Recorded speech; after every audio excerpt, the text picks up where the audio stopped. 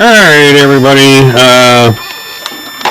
Just when I thought I had everything worked out, I had a big screw up, and I don't know if it's resolved. I need to know if there's a whining in the background. Uh, I'm not going to have any desktop audio at all tonight. So we'll just take this by ear, as I would say, and let's see if this comes out right.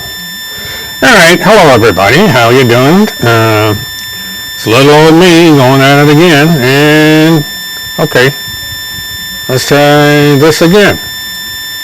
Oops. Oh. Alright, well, we'll do it this way. Anyway, I've got a little surprise that might frost Timmy's bacon a little bit, and I'm going to let things warm up a little bit before we go into that. And let me go to number 2 here. There we go. Now I'm back online. And okay, volume's a little loud. Come on. Okay, 1, 2, 3, 4. How's that? I'm trying to get things a little bit balanced here. Ugh.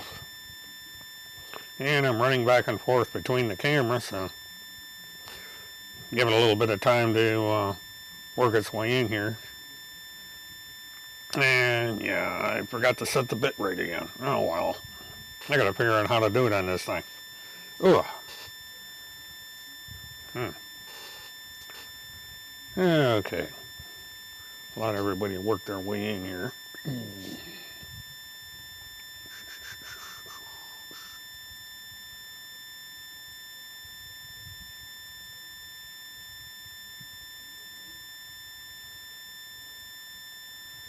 Oh, this thing is exasperating.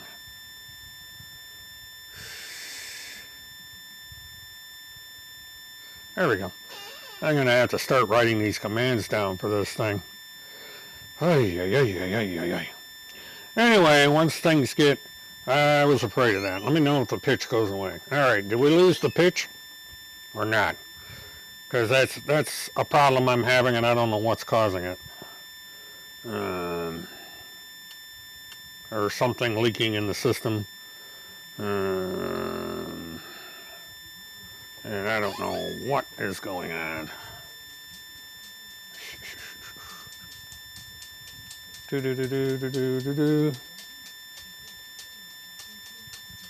Oh, it was buzzing real bad. Alright, I'm going to have to play with the settings. I was afraid of this.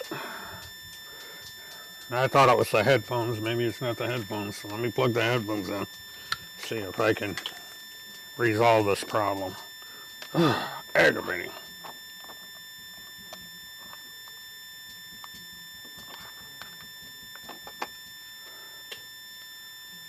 Okay.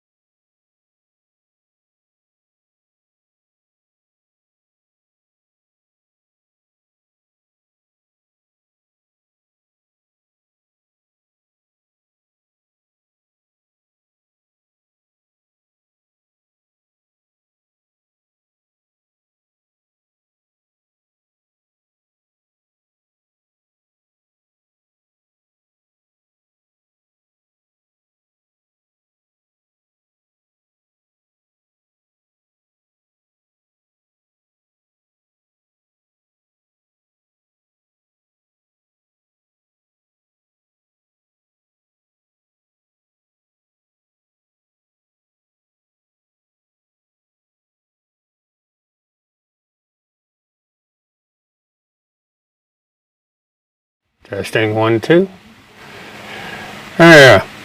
It's called learning the software. Let me bring this down to a reasonable level again. All right, we should have it, folks. So let me know.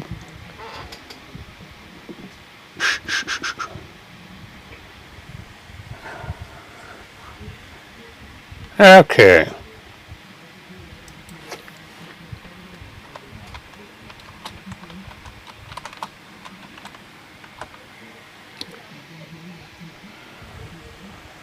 La-dee-dee.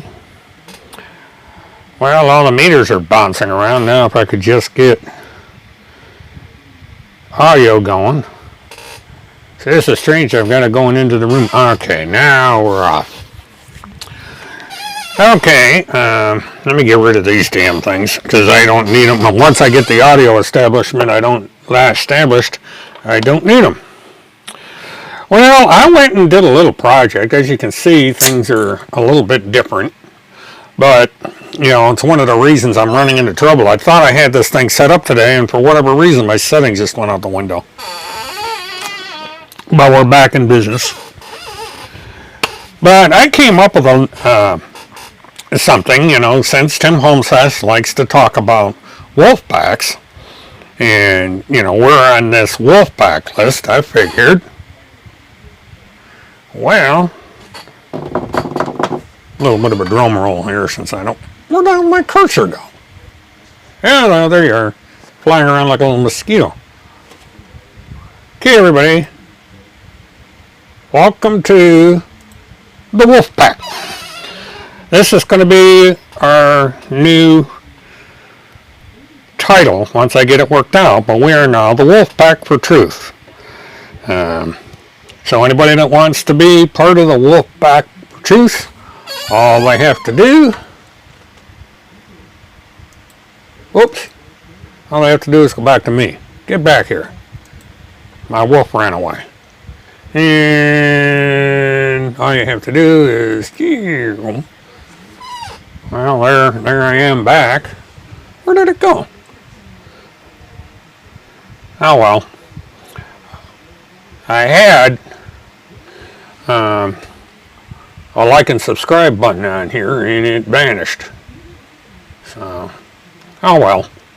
Such as it is. Let's see what this is. This is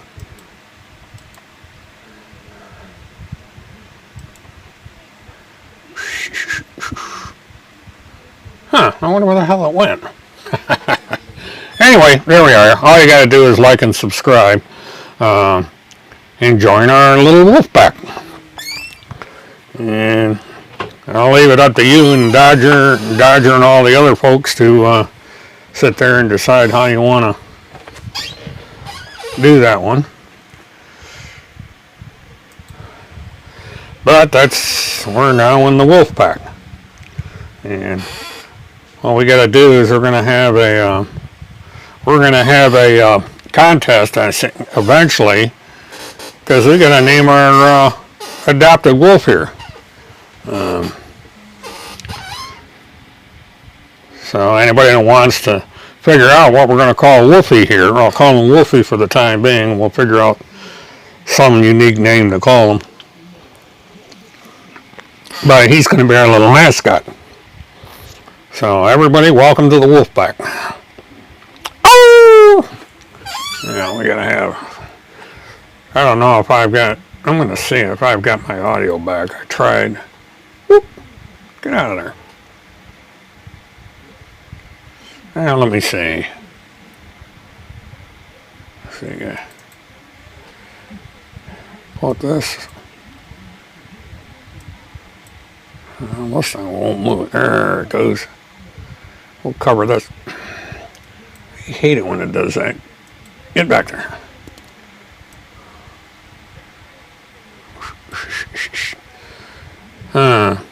I lost my chat. All right, let me put this back over here.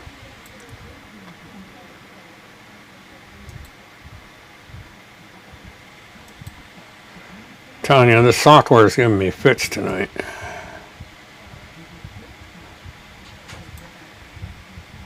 So what I'm going to do is I'm going to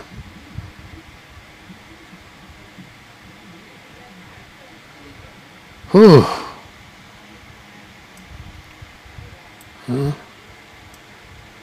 One way don't work, you try another way. There we go. I don't know what happened to that damn microphone. Okay. Oh well. But anyway, we got Wolfie over there to keep us company until we decide what we're going to name the damn thing. You know, I guess we could keep calling it Wolfie unless you guys come up with something different. But he's our little mascot. And he's going to keep an eye out for those that don't like the truth. So he's part of our little wolf pack. He's going to be the head wolf. He's going to sniff out the liars for us like Timothy Holmseth and the rest of them. So anyway, now that we got Wolfie all straightened out, I want to see if this other half of this business is up and running. This thing is, just when you think you have everything going, something else screws up. Because I noticed while I was listening to the national anthem didn't come up, so let me see.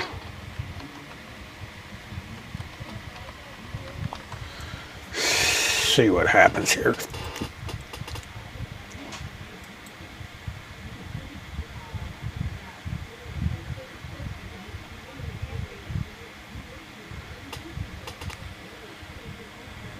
Huh. It's weird, I don't have audio for the...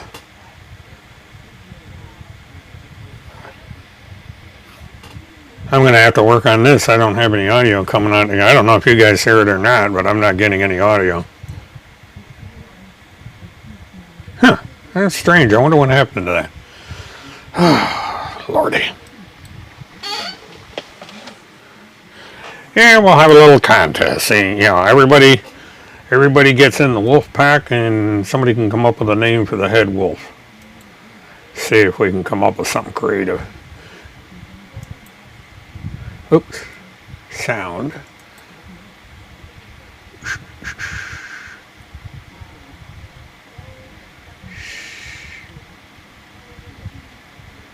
Why we're not getting... Because the master microphone's on, and then we get output. Okay.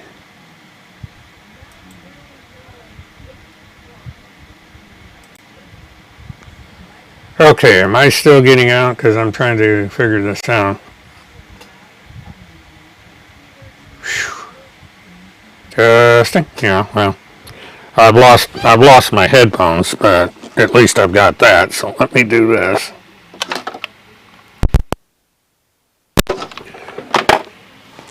Gotta try something different here.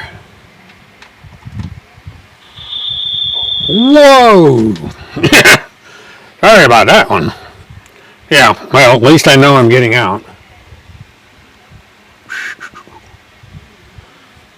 Let's see, let me bring the master. No, I'm not going to touch that. But the only thing I need to know now is I got a hellacious feedback. So I have no way of monitoring anything now. Let me see. Now that I got my desktop back, I believe. Yeah, my microphone's working. When I'm not, what I got to find out is if I've got.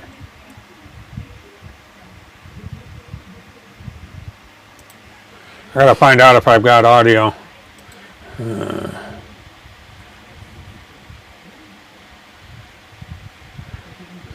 Okay, is there a screenshot? Well, we'll get around to that. Let me go up here.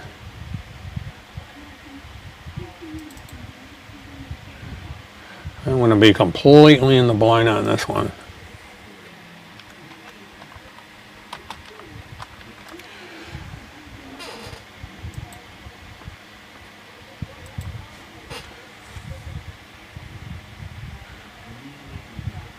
Okay, I don't know. We hear any wolves? Got a wolf alert. Come on, there. Because I have no... I'm going to have to figure out what's going on with it. Steppenwolf. But we'll figure this out. Anyway, that's kind of weird that I don't have any. Oh my God! I went out of focus again. The camera acts up, and now we're back in. I'm going to be out of focus for a minute. Oh, I love this equipment. This Logitech webcam is going to go the way of the dustbin. I'm going to put one of my cameras up here because the autofocus seems to be out of whack. I don't know why, but at least I seem to have gotten the green screen worked out. And this is a feature. This is one of the reasons I went to the software, is because it gives me a green screen and gives me a chance to let Wolfie in here. And there's going to be some other things I'm going to be able to do with this thing as soon as I find out why I've lost desktop audio. When I plug the headset into the computer, I get a horrific feedback, and part of the reason for that is I've got my clip-on mic back on, because that what I wanted to do is get that worked out so that I have a little bit better sound quality. If I use the Brio, then I was getting a tremendous amount of echo. So I'm going to see how the Rode works out. I'll have to play it back after the webcast to see how we're doing. But in the meantime, let's go and do our usual check here. Ow! I can't sing, but I can do a wolf howl, I believe. Or at least a close reference to it.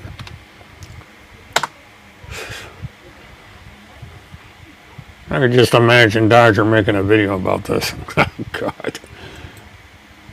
The big bad wolf. Well, yeah, there we go. For some reason we got. Boom.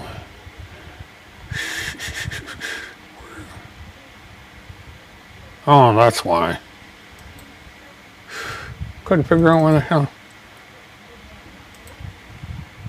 Oh, it's called being totally unprepared, folks. Par for the course for this channel. How not to do a YouTube channel. Tuned in to Witness 1. Yep. Mike Pence is a traitor. Trying to kill Timothy Homsa. He's regurgitating old material. And of course he has to advertise Dr. Good Vibes. So that's all that's going on there. So Mr. Homseth is after Mike Pence again. One of these days he's gonna step into a monumental bit of quicksand. Why he keeps going after, the vice president and some of these other people.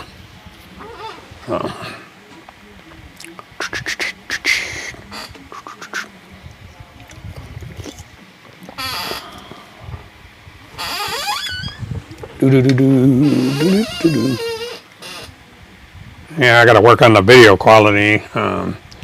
Part of it is this overhead lamp. I got the rest of my lighting system will be here in a couple weeks, and hopefully I can do something about this glare.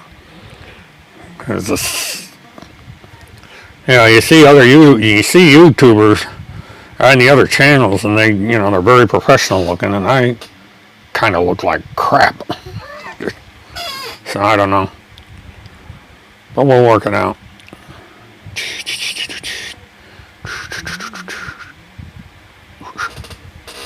But for some reason, when I plug the headphone into my mixer, I got that whining sound. I'm not understanding why it's doing that, but this equipment's weird anyway. So I just have to do a little crashing and burning and all that. Well, everybody needs to make a complaint about that hit list, and also you can go to GoDaddy and file a complaint with GoDaddy. Matter of fact, I want to see who's how big the wolf pack is. Let's go over to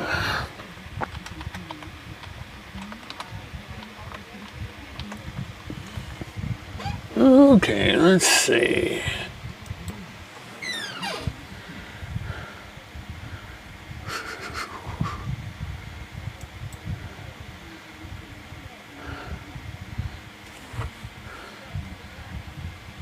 Recent posts.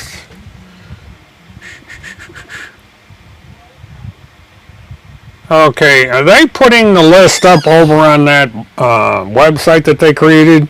I thought maybe they were doing it here, but I don't see any more.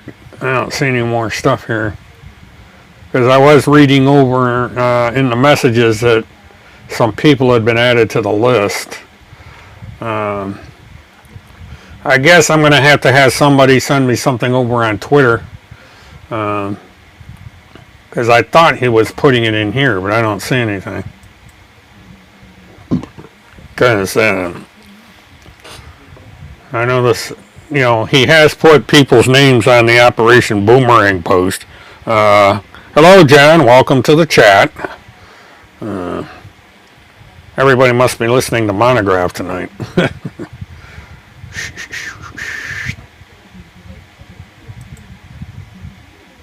Alright, I got rid of that. Let's see what the bookmarks.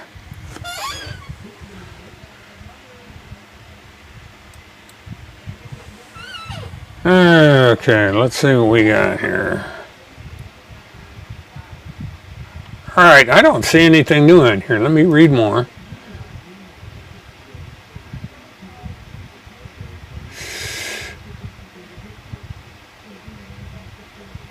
Agent 19 on Twitter.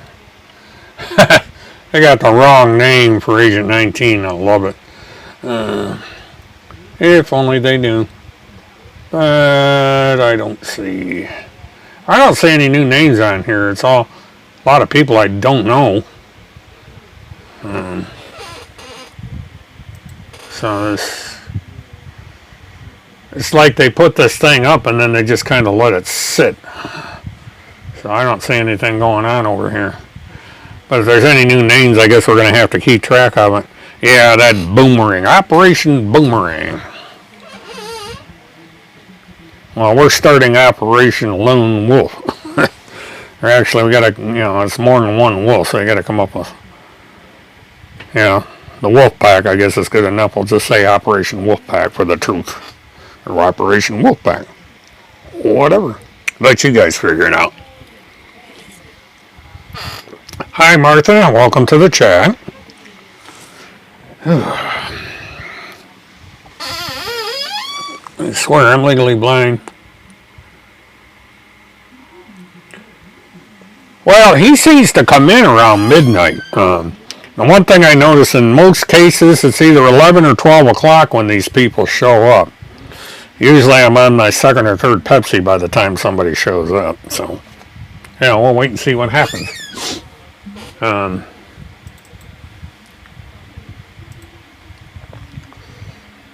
basically, it's like I said, this is open line Saturday, so you're open chat Saturday.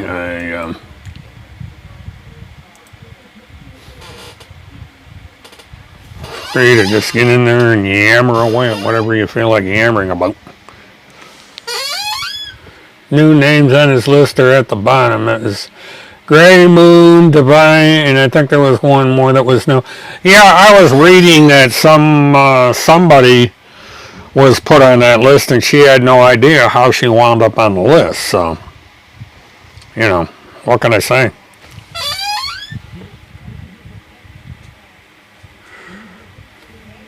Well, it depends on where he's at, because some McDonald's are 24 hours, but, in the states that have curfews, I'd say probably midnight. He's got to get in there before they lock the dumpsters. Hula Hoop Kennedy, welcome to the fray. Hooly, hooly, hooly hoop. And I'm going out of focus again. Ugh. This webcam is just, I feel like having a webcam burning. But I'm going to have to I'll do some testing tomorrow to see if I can figure out what the heck's going on with this thing. Come on, camera. Woo! Focus, focus, focus. Man, it's alive. This camera is just the most temperamental darn thing. It's like its autofocus is stuck. And so I'm Mr. Fuzzy. There we go. Must be my glasses. I don't know. If I move right, the thing pops back into focus again. It's really strange.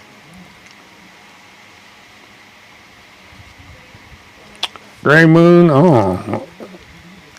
Did he leave or did Gray Moon leave?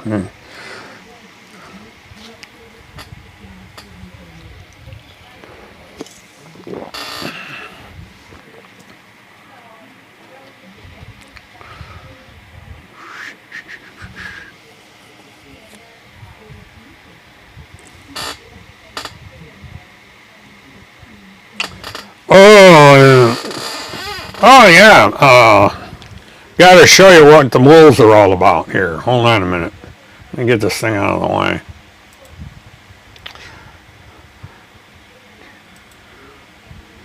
We have the Wolf Pack for Truth.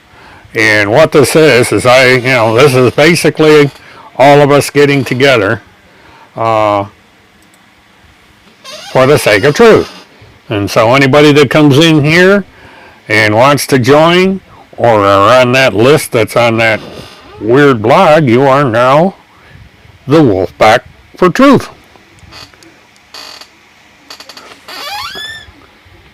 Lupine, okay.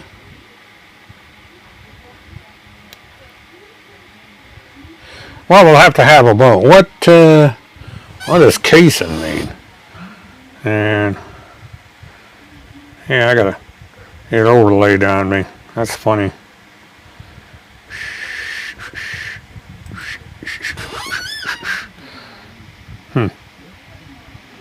I was hiding behind the wolf. That's strange. It's usually it's supposed to cut me on, and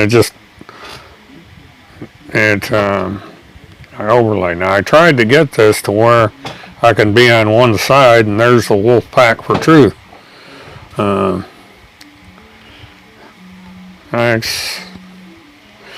This is kind of a hasty thing I put together. I worked on this about an hour ago. So that's a way. Oh, there goes my camera again. Come on back. Let me take these glasses off. It worked the last time, and it's not working this time. Ugh. God, that's weird on the eyes. Come on, camera. Oh, I hate this camera.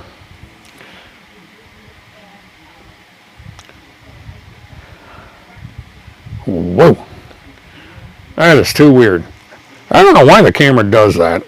It just, all of a sudden, it'll just boom, and it just goes away.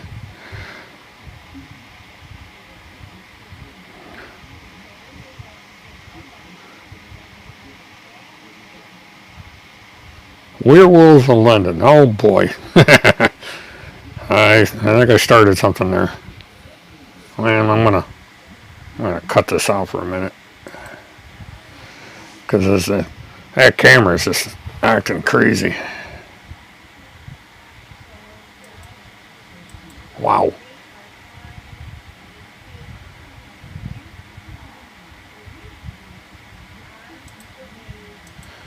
Yeah, I don't know what happened to the camera. The camera fuzzed out on me, but I can tell by looking in the corner when it comes back on again.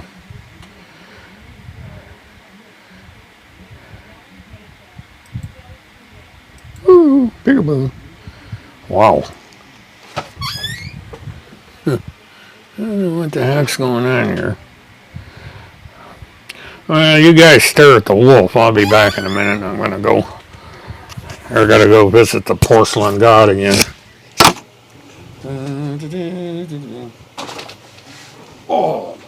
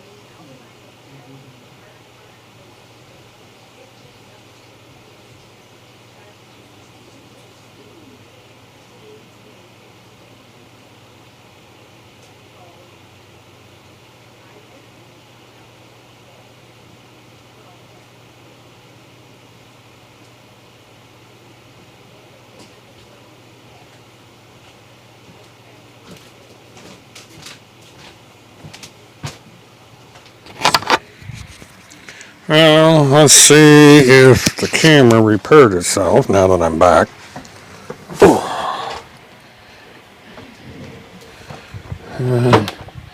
Nope, it's still acting up. Well, maybe. Let me see. Crazy camera. Well, yeah, we're back. Yeah, I have to wonder about this camera sometimes.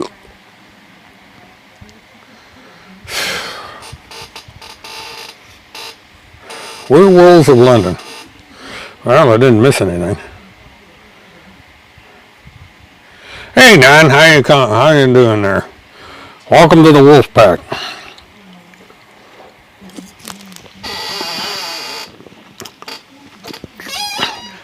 Kind of like a subdivision of the Task Force for Truth here.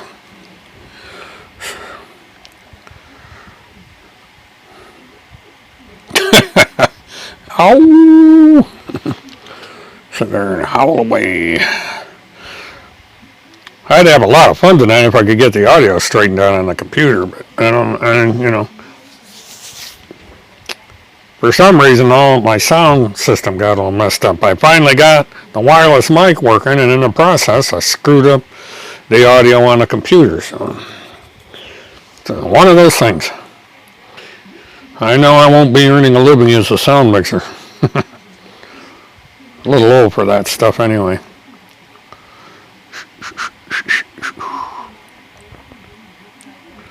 Special ops. Yep.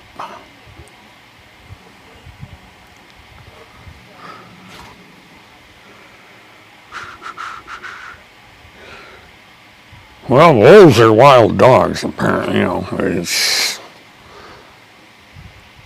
I've heard of people having these things for pets. Beautiful animals. Kind of reminds me a little bit of a German Shepherd, maybe mixed with something else. But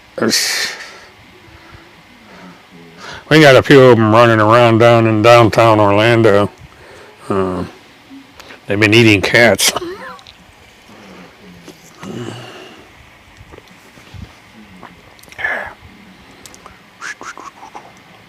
I hope I don't get somebody complaining about slurping and drinking into the mic.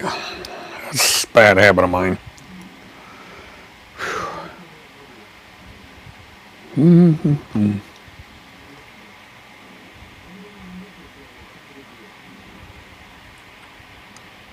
I know a bunch of people that have high content. High content words. Okay.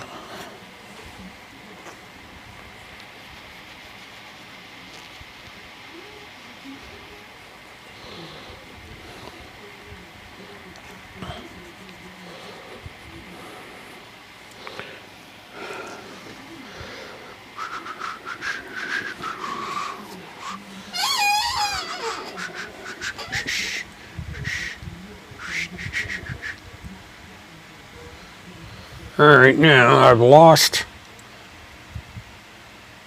I wonder what happened. I lost my banner. I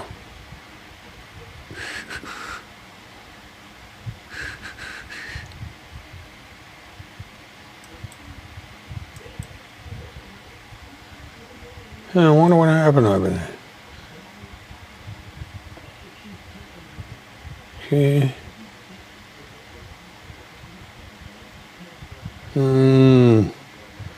Wow, that is strange. I lost my like and subscribe, and I must have hit close or something and knocked them off. I'll have to reset everything. But that's all right.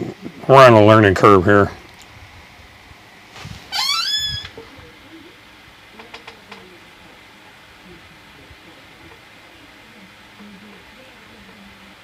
Wolf dogs. Okay, yeah. That makes sense.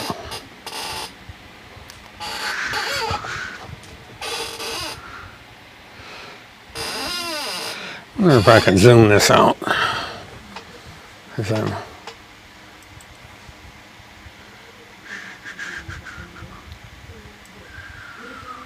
Woo! No, can't do that until I get...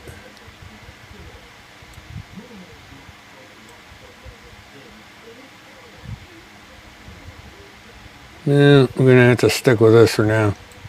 Whoa! Let's not get too big for our britches.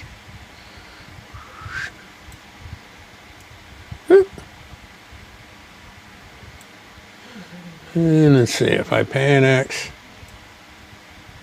put that over here.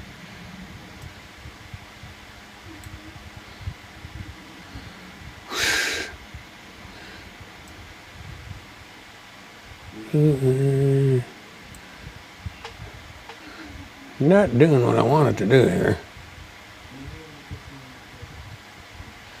Yeah, I got too much crap and I got some stuff behind me here that I need to get out of the way.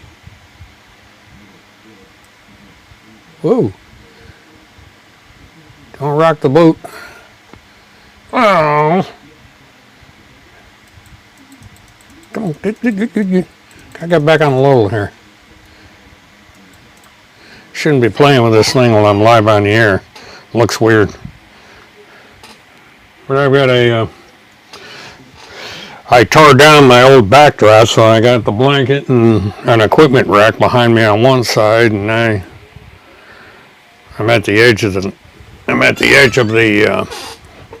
green screen on the other, so I got to play around with this a little bit because I'm not sure why all this stuff is coming through. Hi, Levi. Welcome to the Wolf Pack.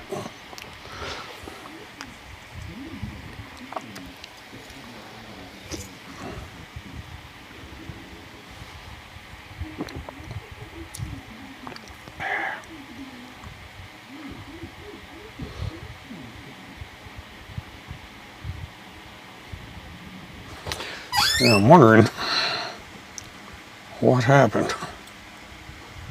Oh, there it is.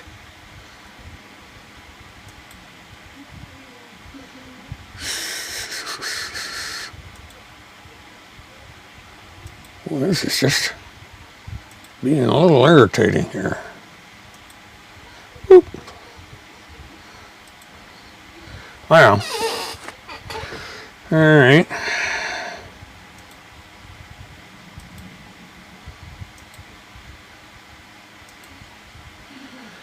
Boy, I'm just trying to get this thing worked out, and it's just not cooperating.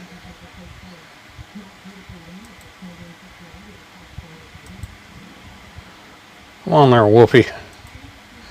Alright, we got the wolf back. There we go. I'm going to get this figured out one of these days to where it's quite... Whoa, that looks terrible. I got to zoom this in. Do-do-do-do-do-do-do. Okay, let's...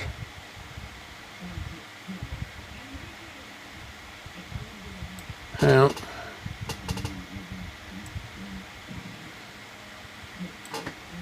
Oh, that'll work.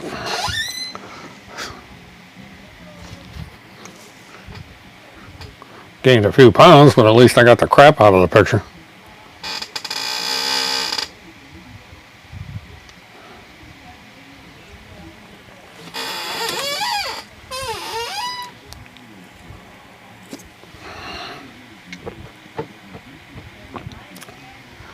Hey, let's see what. All right. Now that we're through screwing around with that thing.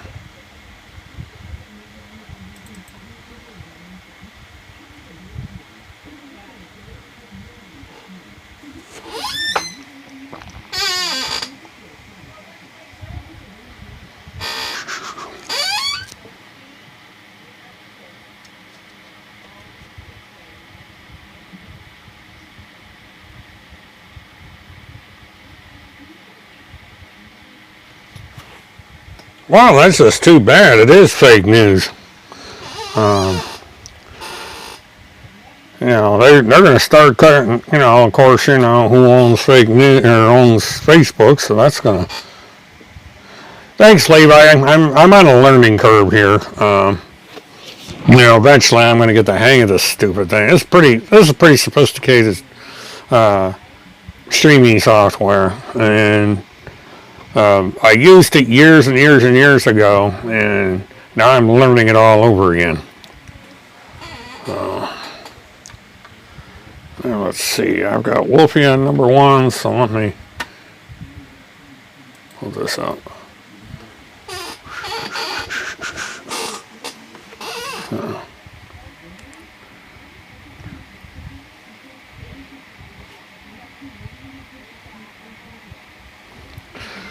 I figure Timmy's going to get wind of this, and he's not going to be too happy. Because the minute he started mentioning Wolfpack, I started figuring out, now how can I take advantage of that? And here we are. Well, I'll be the Wolfpack for truth. Why not?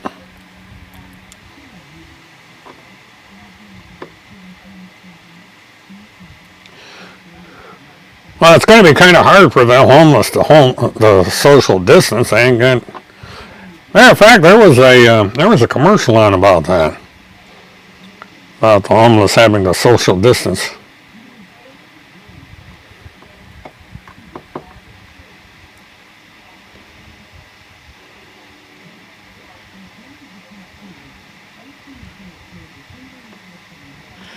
Tim called me and was crying. He wanted you to beg you to stop. Well, he's going to have to retract everything he said about me and Kim and give everybody a big apology before I ever stop. Because that's all I ever wanted from that clown, was to admit that he was wrong and retract it all. I could hope. Tim's not about to beg for anything. He won't admit he's wrong or any of that. And I bet you he blew his, he's going to blow his cork. But, he's going to keep this shit up, and I'm going to keep right after him. Yeah, I figured it was sarcasm, but I decided to go along with it. I can be pretty sarcastical myself.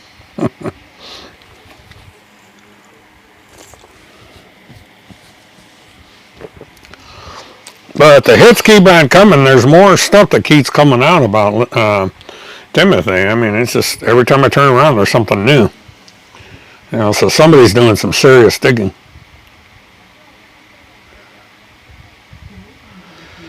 Yeah, it's the same here, Levi. That's what he has to do.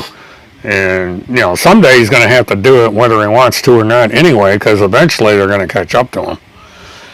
And one of these days it's going to dawn on these people that Tim Holseth is a liar, and there's no such thing as this Pentagon pedophile task force and all this stuff. I mean, I've never seen anything like this where people go along with this nonsense.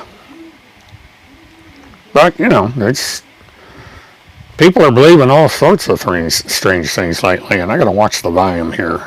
I'm peeking out, and I don't want to blow people's eardrums. It's a pretty powerful mic I got on. I may have to cut the levels down on the mic eventually. I can't do it while I'm on the air because it interferes with the mic. Do.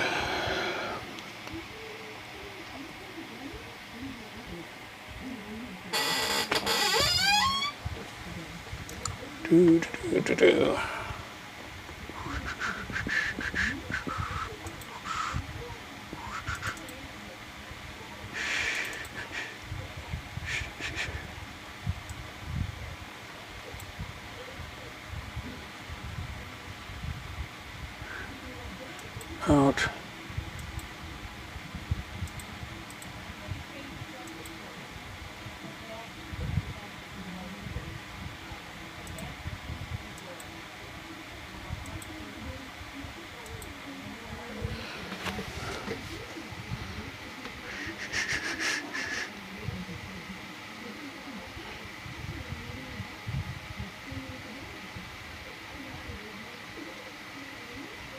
Oh, jeez.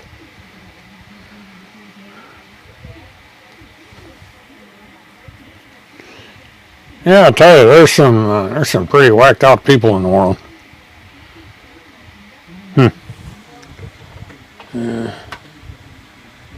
People just.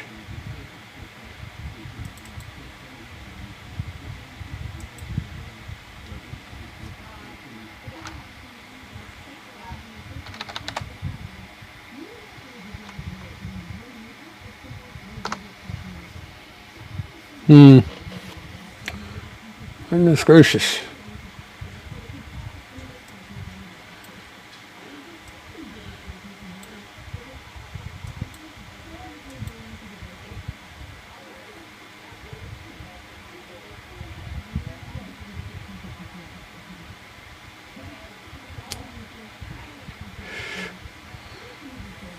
Boy, he just churning out the BS.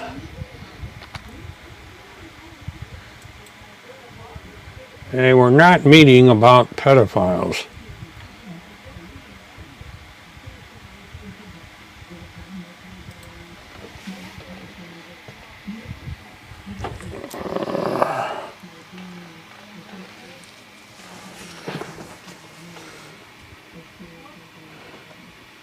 Yeah, Levi does a hell of a good job. He's really going up in the media world.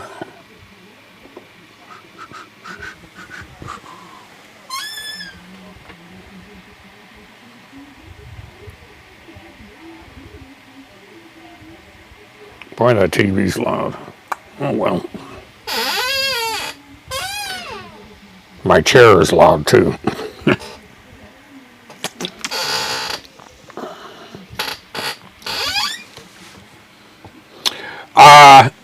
I don't think he's been in here tonight, Levi. I'm not sure. He's writing a bunch of weird stuff over on his Facebook, so I guess he's busy with that.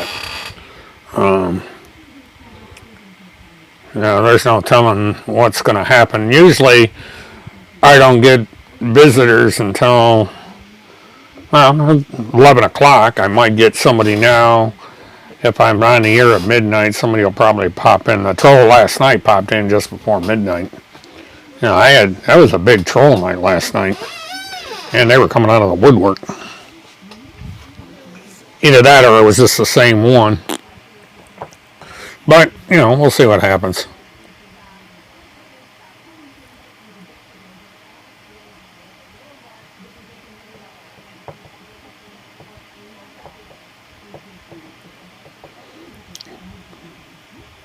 Oh, he was in here? I didn't see him.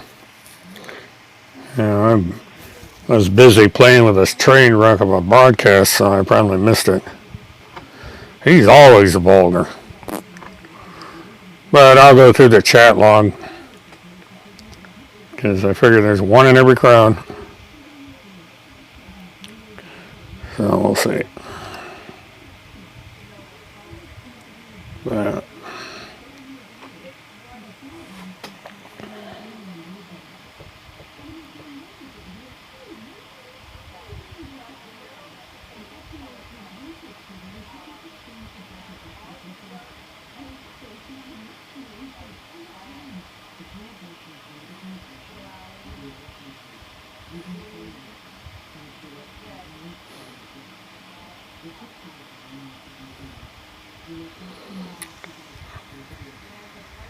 well, you never know, but Monograph,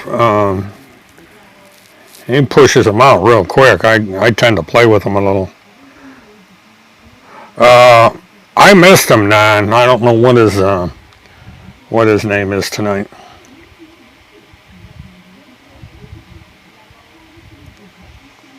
Shit, I'm gonna have to try and bring this down a little bit.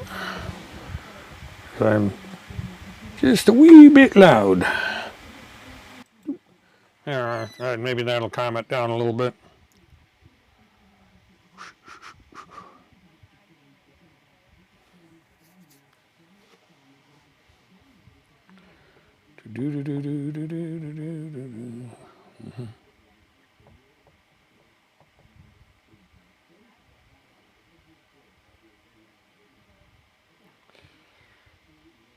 Yeah, he makes a new one every time, but I don't know who he came in here as tonight.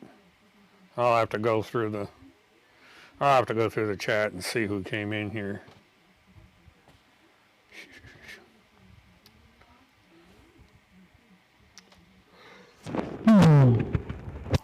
Sorry about that. Busy day again.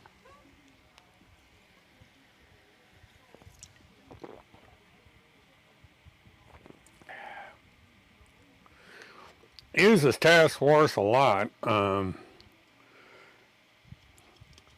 he just makes this stuff up. He goes through a lot of trouble with setting up a Gmail account or whatever he uses to log into YouTube with. It's kind of stupid, but he must have a list of them a mile long. Same thing radio used to do. They just had a long list of troll names to use.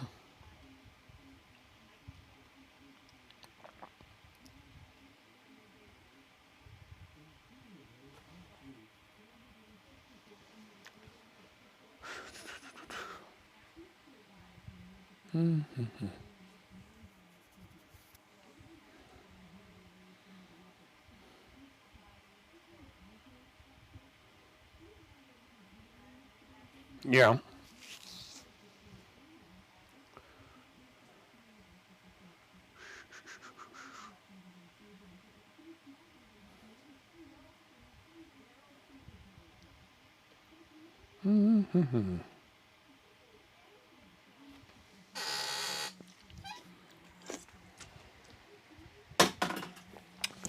Take care of that can. Another can of Pepsi bites the dust. Let me see what's going on. I don't know.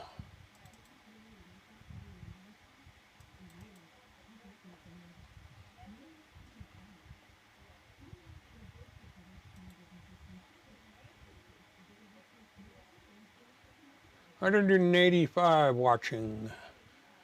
Yike. Yeah. Old Monty's sucking them up like a vacuum cleaner.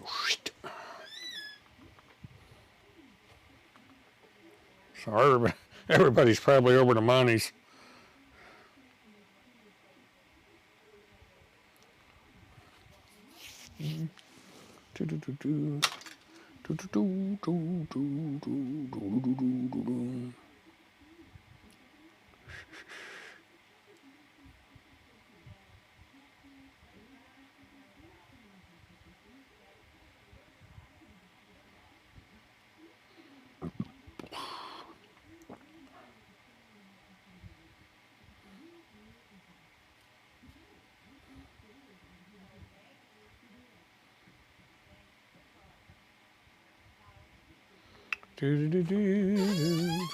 Boom.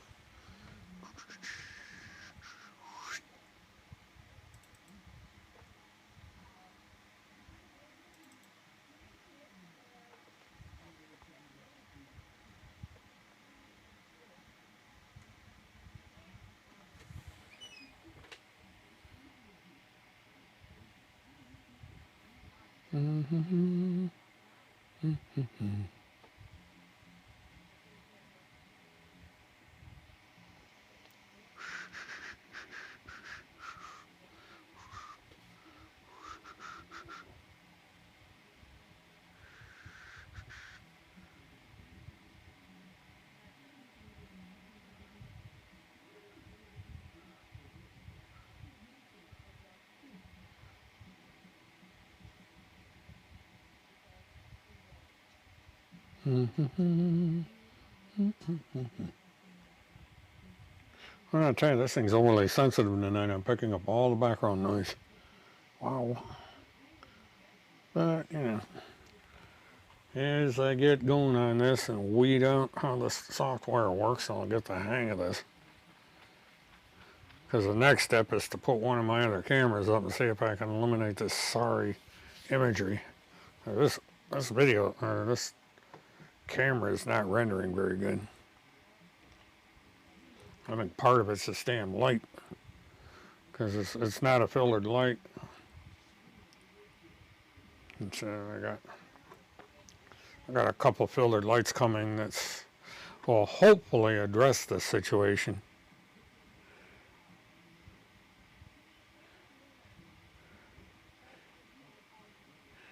And Preacher Dan's another one that doesn't understand the truth.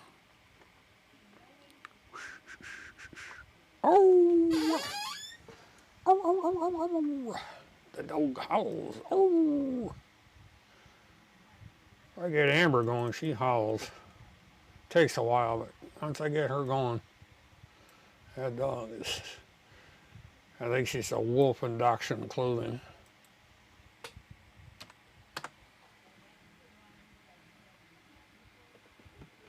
Yeah, he's at it again. Changes the tapes around. Randy published the case. So those two are like two peas in a pod. They sit there, and the second Timmy puts something up, she puts something, and she retweets it. And she, since she's not a party to the injunction, she sits there and, splatters Kim's name all over Facebook. So.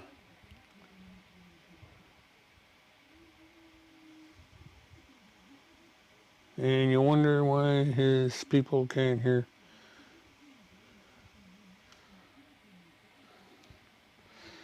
Well, they don't look at it that close. They're not interested in the truth. They're, they could chalk it up to an old tape or defective tape or whatever. But he's modified material for years. That's his mantra. So it's sits there and goes out and gets voice changers and pretends people are calling them, threatening them when they're not. So he's just something else.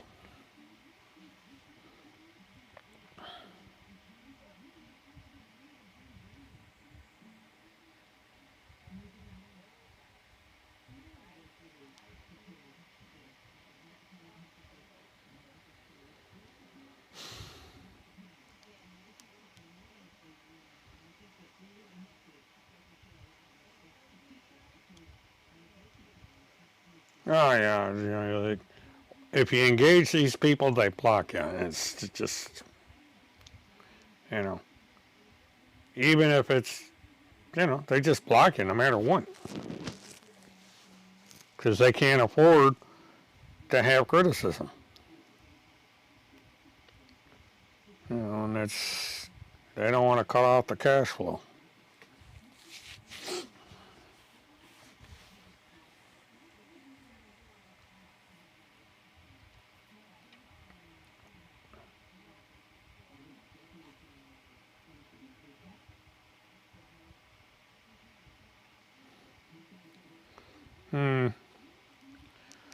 Ooh, Timmy's, yeah. Well, in my case, it was because I was driving down the road, so so there were a lot of pauses. And then I'd edit the tape once I got to the airport. Get all the coughing and sneezing out of it. And you can tell my edits because the way they clip.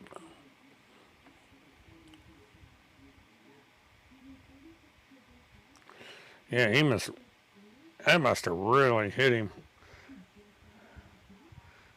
Because they'll hit this one with a fake that he just put up.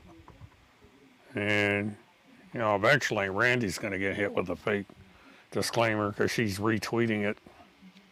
Or reposting it, I should say.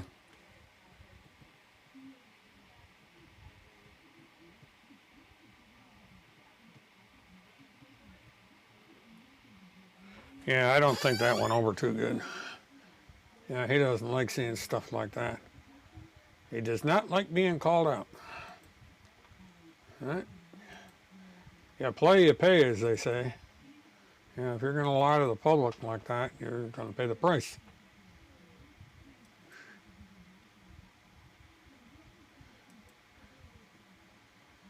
I just had another document dump. Let's see what this one says.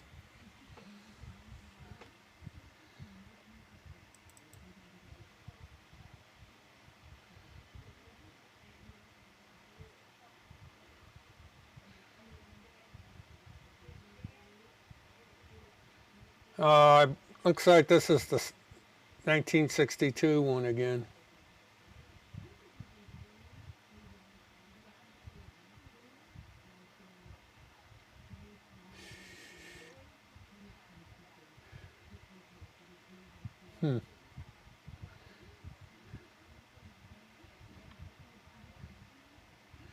Yeah, I meant to write the blog today. I'm gonna have to write another one on this.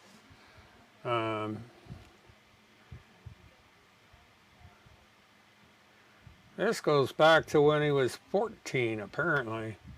14-year-old male was referred for an evaluation of psychological functioning by his family, who is concerned about the patient's depression and exacerbation of paranoid delusions associated with diagnosed schizophrenia. According to the information obtained from the patient's mother, the patient's depression became obvious to her when he was approximately 6 years of age and began to associate with a peer who she feels was quite negative and depressive. According to information from the patient, he does not know when he last felt well. He reports that he sometimes feels happy, but that usually feels quite depressed and angry. Patient reports when he feels angry, he wants to set fires and hurt the family cat. The staffing of Timothy took several hours and consisted of questions by the members and so on and so forth. Yeah. Well, he's interesting that this is coming out. So,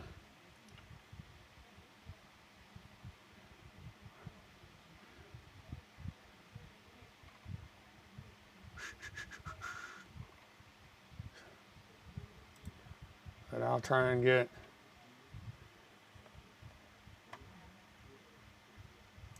let me. All right, I'm going to put a link to this in the room. This was sent to me by the same confidential source, and it's apparently some evaluation or something. So you guys can read it, use it, do whatever. And disclaimer, the material is the property of the author and does not necessarily represent the point of view or opinions of this website. Blah, blah, blah, blah, blah, blah, blah. So it's kind of a take it or leave it thing. Because I don't know how this person's getting their hands on confidential files, but, I can't track or trace something that's coming from that kind of a source. But it's... somebody's really got a burr up their ass for Homestead thing, and they've got good resources to come up with. If this is true, they're coming up with interesting resources. So, see what else happens.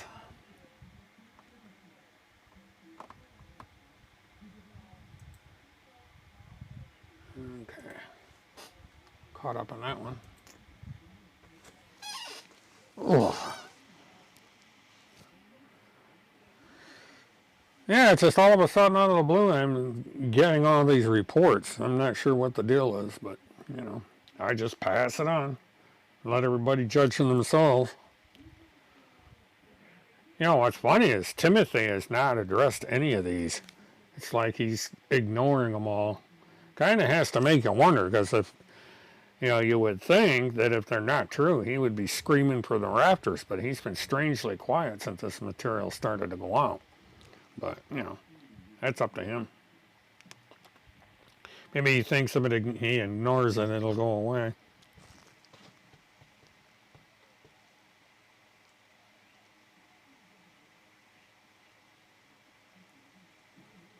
Yeah, I don't know anything about psychiatry or psychology or any of that stuff.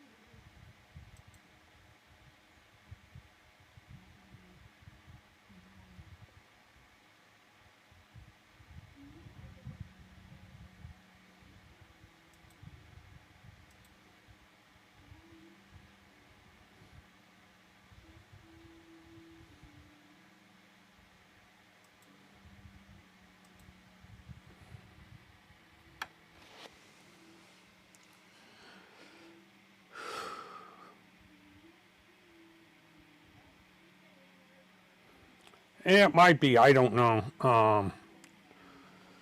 It was sent to me for some reason.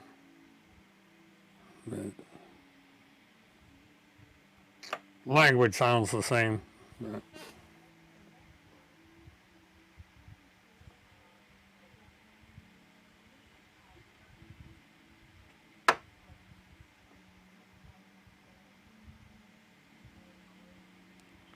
But somebody keeps sending the link, so I don't know what the deal is with that. I think what was sent to me is the original file. I don't know what the deal was with the other two.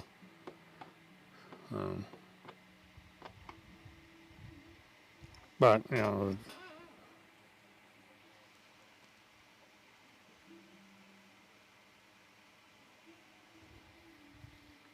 because a lot of times, some of these could be drafts. Don't know what the situation would be. I don't. The person to ask would be the one that presented me with this material, and they can explain it.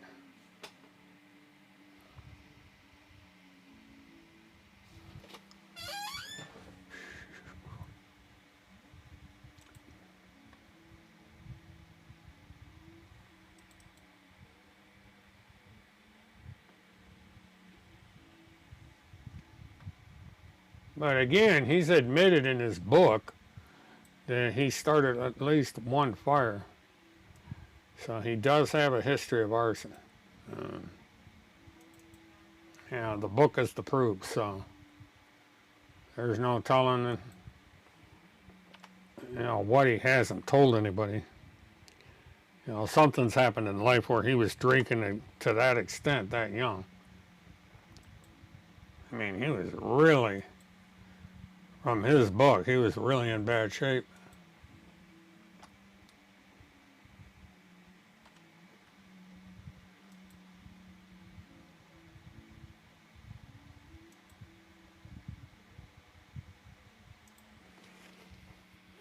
Oh yeah, it's just a matter of time. Once you get the coronavirus out of the way, hopefully then the law enforcement will have enough time to, concentrate on this nonsense. And we still have the 3 trials coming up. Well, we got Phil McConnell, we got Cynthia Adsug, and that other lady. And they're gonna, they're not gonna take the fall on their own. They're gonna say, hey, we were improperly influenced by this buzzard down there in Plum City, and his sidekick Timothy Holmes says so.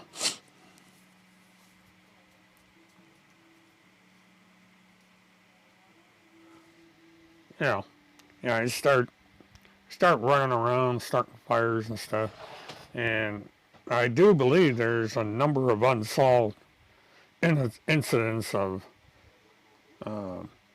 fires that they don't know. They suspect arson, but I don't know. And hello, Holly. Welcome to the chat.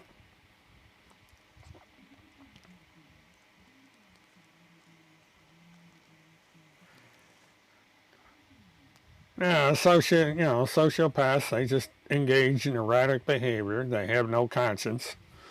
They have no empathy. And that's Timothy Homseth. He has no conscience. He has no empathy. And neither does Randy Erickson, for that matter. So,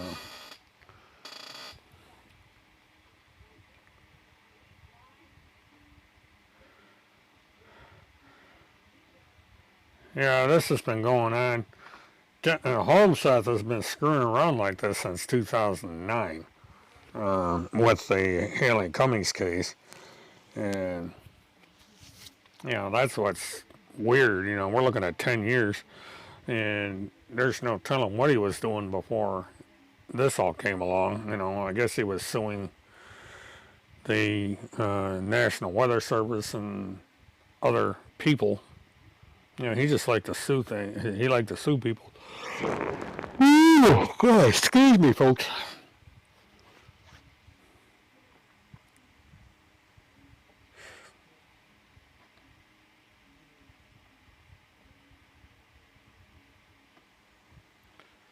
But you just, what we do is we just keep on them, and not only Tim Homeseth, but you got these other people out there uh, that come up with this fake crap to try and extract money from, you know, faithful, gullible people, and that's, you gotta just gotta keep digging in there and concentrating on doing something about it.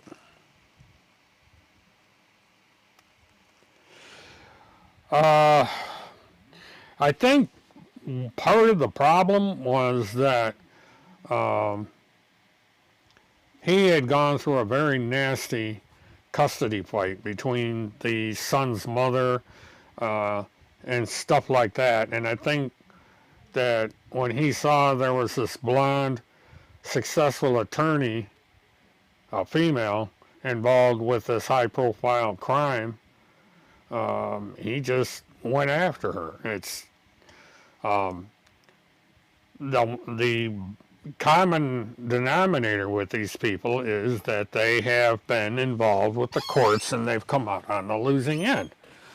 Timothy Homeseth has had several bouts with the courts and he's lost every time.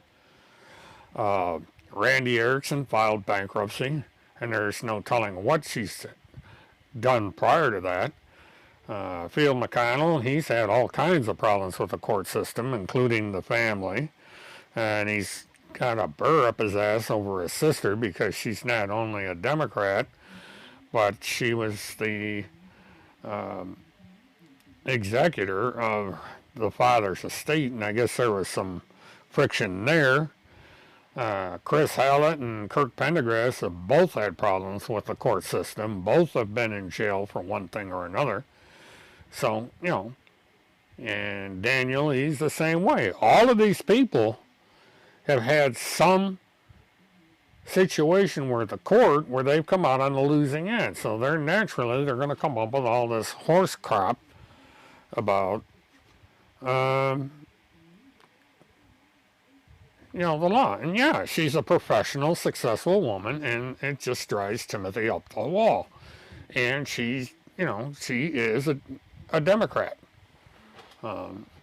She's made that clear in the past, and we've talked about it because we do agree politically on a lot of things. But that drives Timothy up the wall to see that she, number one, is highly successful, and number two, that she rejected him outright. Tim pestered the daylights out of her, and she said, I want no part of you. Go do your own thing. Leave us alone. We're not interested. And that's, it started downhill. Tim wouldn't take no for an answer. He wrote the book, which was highly defamatory, and, she was forced to take legal action to put a stop to it. And now Randy's basically picked up the slack, and now she's starting it up.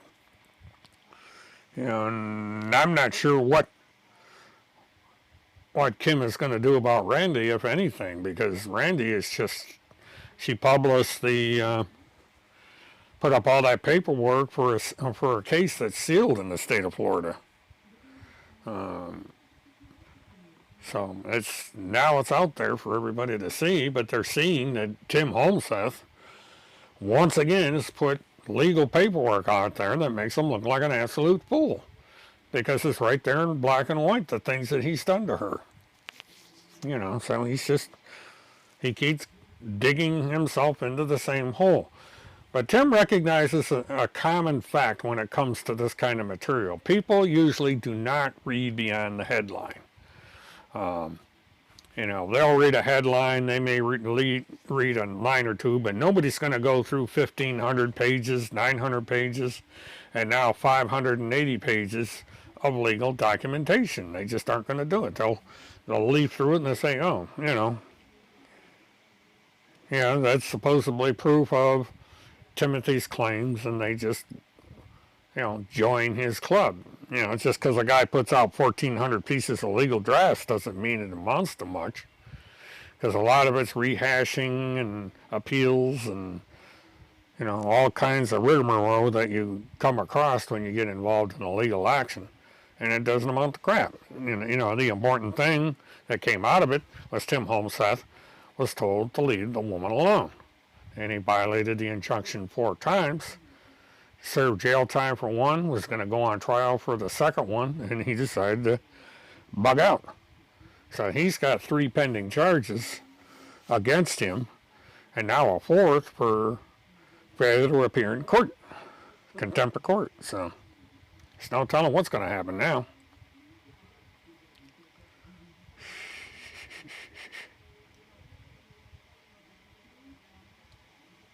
Oh, lovely. What did he do to a... Man, every time I turn around, there's something new coming out about him. Jesus. Because I haven't read that document yet. I glanced through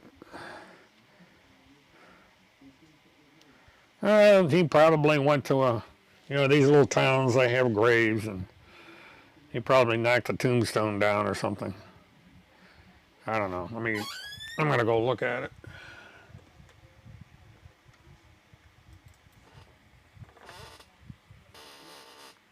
Man,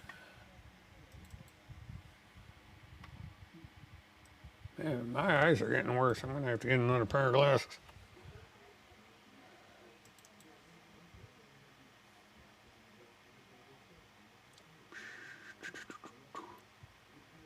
Okay.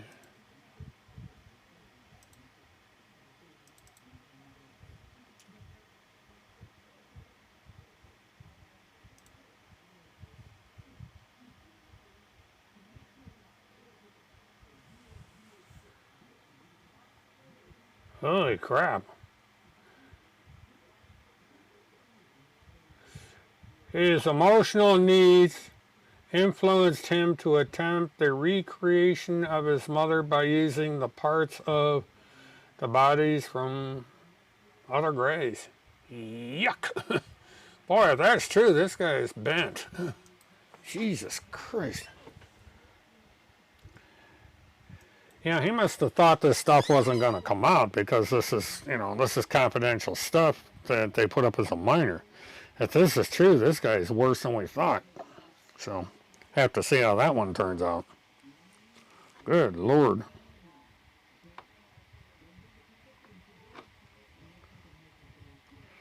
Yeah. Hard to say, yeah. I'd see why somebody would want to have this paperwork hidden. I mean, damn.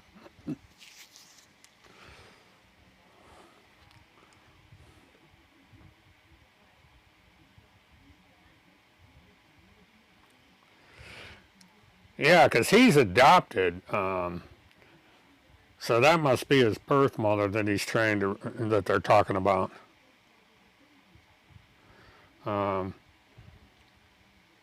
Because again, he was not born Timothy Holmseth. He was either given the name when he was adopted, or he took the name because it's the surname of his adoptive parents. Holt is his last name, and the first name begins with A, and I can't remember what it was. He declared it once because it's in the. Well, that's the first time I've seen the name. But I haven't seen. Where are you seeing? Oh yeah, we're back. That name's been used before. You'd have to ask the author of the material. I have no idea what the documentation is. Timothy Holmseth doesn't seem to be too concerned about it because he hasn't commented on it. All I do is I'm just delivering the message. It's up to you to decide whether it's fake or not. Personally, I don't care. But, I figured eventually you'd be in here.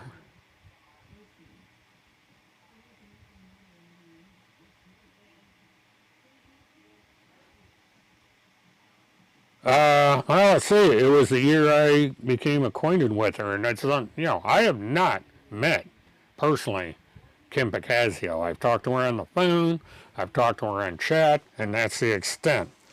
I have never in all these years personally met the woman.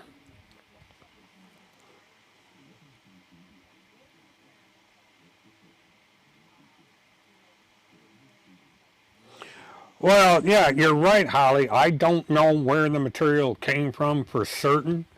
All I know is it was presented to me, and I'm just passing it along. I'm just, I put the disclaimer up that it's the person that's responsible for generating the material. It's their material.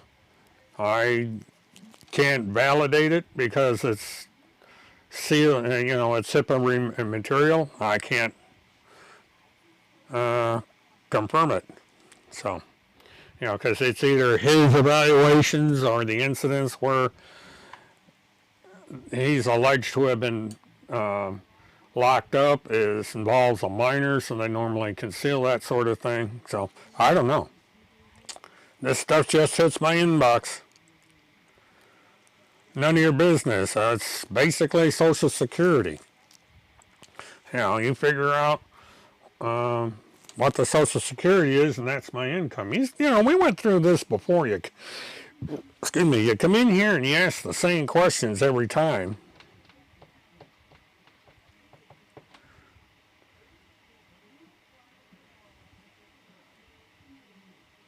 Annual income in 2011. Shoot, I didn't even know. I don't know that. I'd have to go back and look.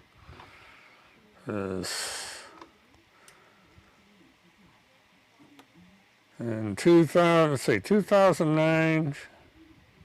So yeah, 2011, there was zero. Because I wasn't qualified for Social Security yet. I was living off of savings.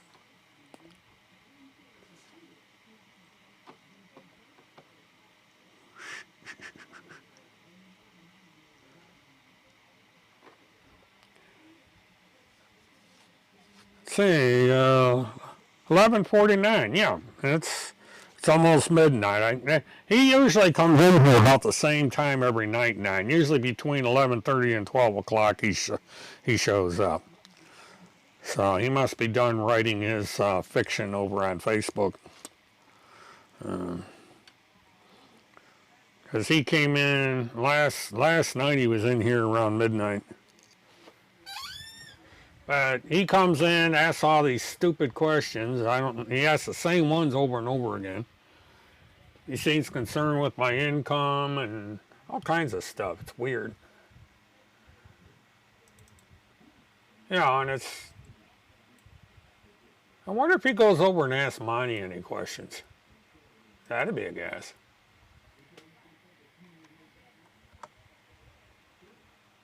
I heard the person that made that blog, nope, he's not doing anything over there 9 minutes ago.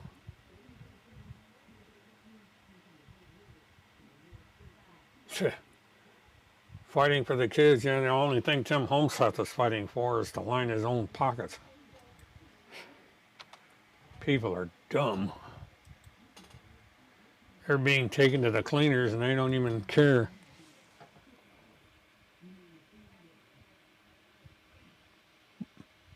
Well, let's say it'd probably be late 2009, maybe 2010 is when first contact was made.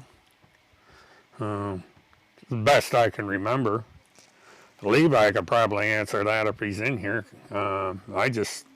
Because he was involved in the Haley Cummings case at that time, being interviewed on TV, and he also, I believe, was being interviewed by Nancy Grace during the Casey Anthony. So, but again, I have never talked. I haven't even talked to Levi Page on the telephone. All text messages is all I've ever talked to him. I've never spoken to him on the phone. So the only reason I know what he sounds like is from from his television appearances.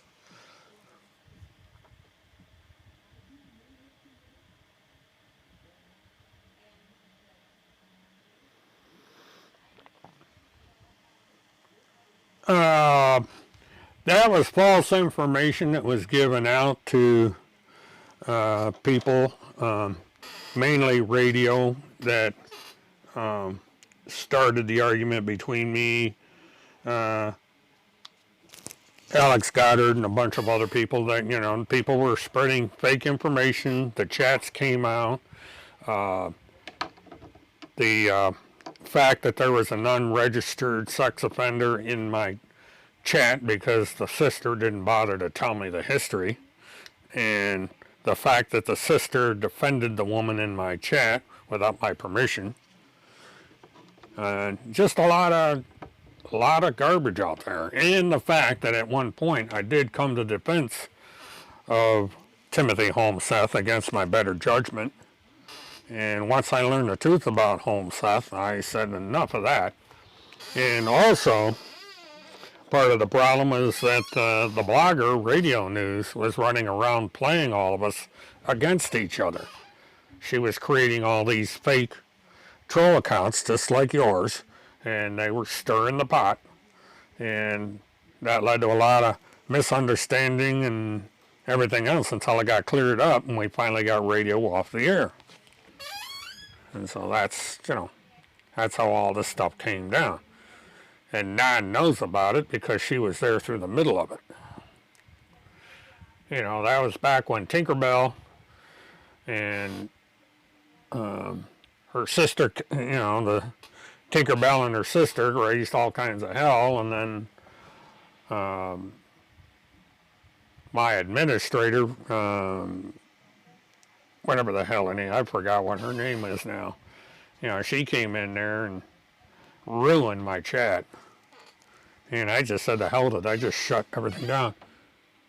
No, I do not know Tina Church. I don't believe I've ever talked to Tina Church.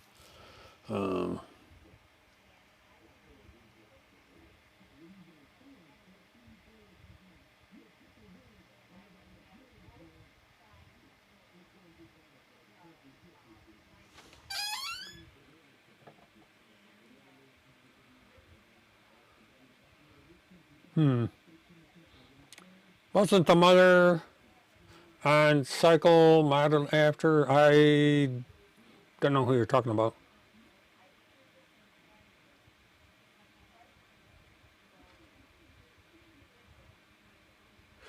I don't know where Michelle McKee is. After the legal entanglement she had with Derek Lossiter, she vanished off the internet. And the status between me and her is she's just gone her way, I've gone mine. I don't know what's happened to Michelle. Our relationship improved to a point, but Michelle, she's been off the internet for a long time. I have no idea where she's at or what she's doing.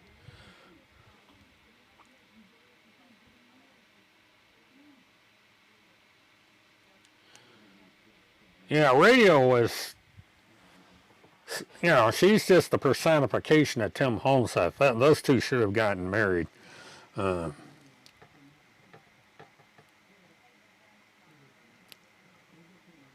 I'm not on trial. This idiot comes in here every once in a while and just answers these stupid questions. And unlike Tim Holmseth, I'm not afraid to answer the questions. There's things that are none of this person's business that I won't address. But Holly, I thought that Michelle left Georgia.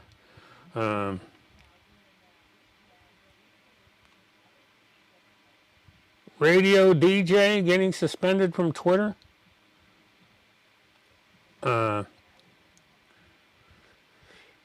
There's a group that was responsible. Radio DJ. I don't know who that is. The name sounds a little familiar, but I don't know who that is. And I will be back in just a minute. Let's see if this mutes out.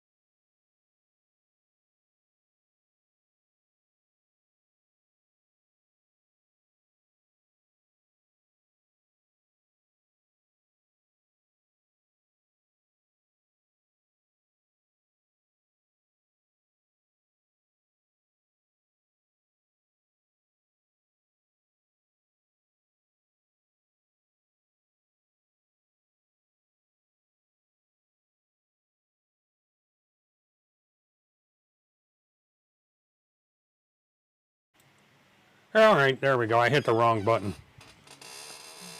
I got it, Martha. I hit the wrong button because I got a third level meter up here by my head, and when I don't see that, I know I got problems. Yeah, I had the mute on. When was the last time you had contact with Teresa Gilchrist? That was way back in about 2009, 2010.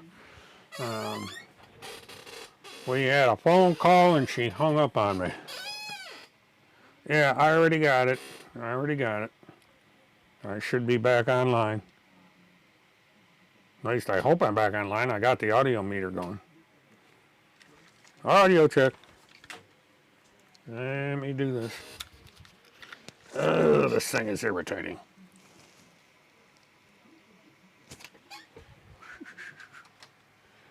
Testing. All right, I'm back online. You know, I don't know what's going on. I just blew my eardrums. It takes, you know, it just, I hit the wrong, I've got two panels up and I hit the wrong panel.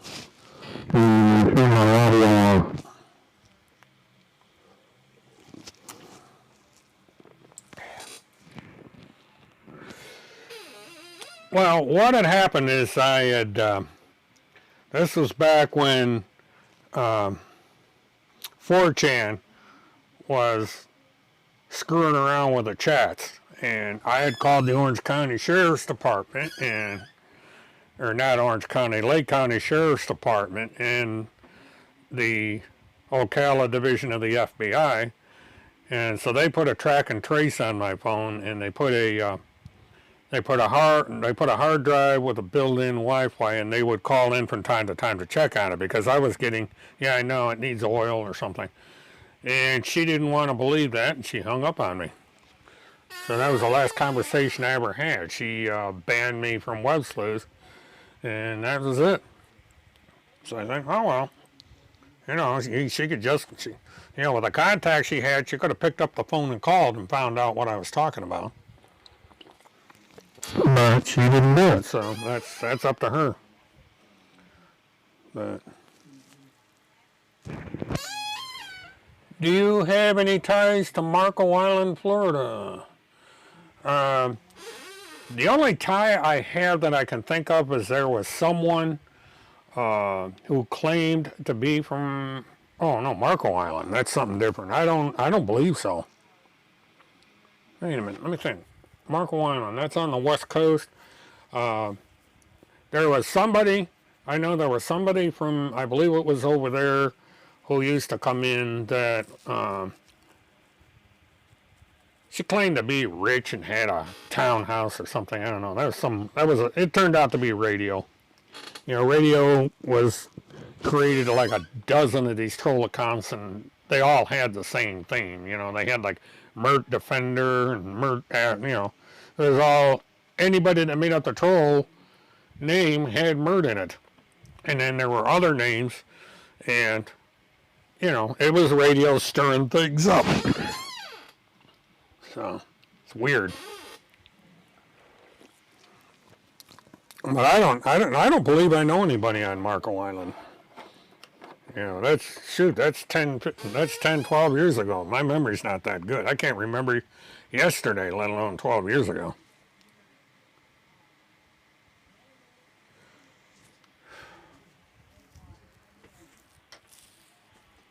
What is my what?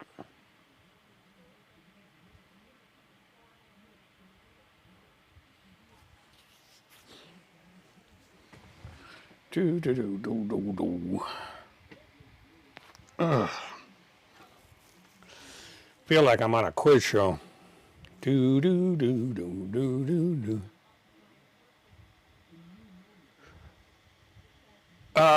Yeah, I was active on CompuServe about 4 months after it came out. I was on CompuServe. I was on America Online. I was on Genie. In the days of CompuServe and America Online, They were what's known as an extranet. They weren't truly on the internet. You had to call in on an 800 number. You could only go into CompuServe. You couldn't go over into America Online. In the beginning, that is. And the same was true of Genie and Earthlink. Now, once everybody went up on the World Wide Web, then everything changed.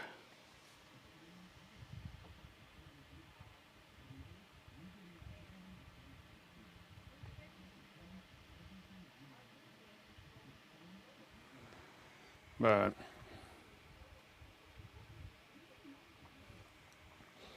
and not only was I active on CompuServe, I also was active on something known as FidoNet, and that was where I used to have Merch Data Network, which was a bulletin board, and basically our computers were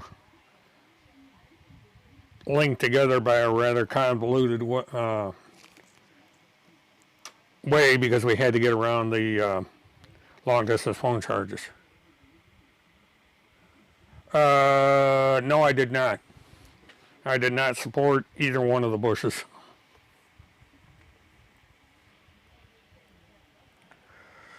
Netscape, I had that browser. Juno, I think for a brief period I was on Juno. But mainly Netscape. Netscape was the king of the hill back then. It was a pretty decent piece of software. It's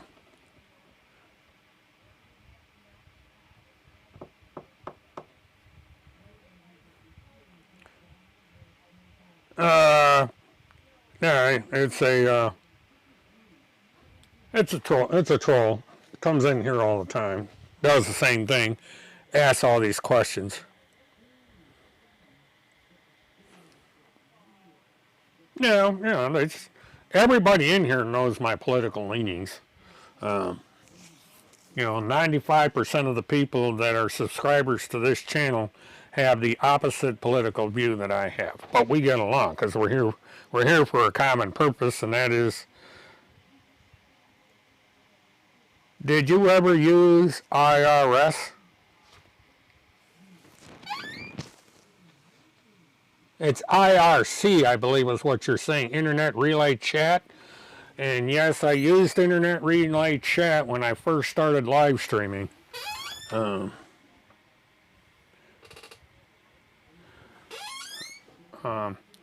That was basically, there was a woman out of Southeast Florida that set that up for me. I had to learn it because I had never used Internet Relay Chat, and it was a big pain in the ass. But back then, it was the only way we could do an interactive stream.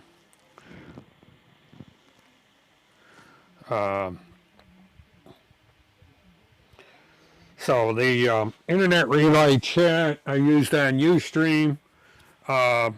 Then when PalTalk came to me and offered me a premium channel, then I used their internal live stream. Once I was done with PalTalk, I quit live streaming altogether. And I went back to private live streaming with a group that I was a member of back then. And that was an extranet. So we weren't on the World Wide Web.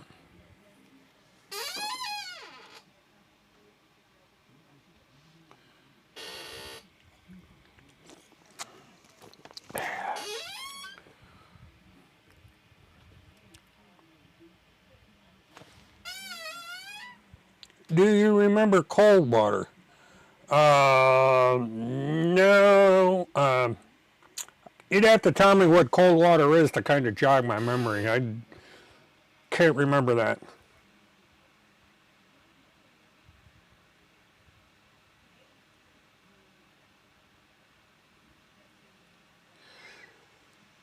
Well, no, what I made some bad judgments in the Trenton Duckett case, and I take responsibility for that. I tried a boneheaded experiment, and it backfired.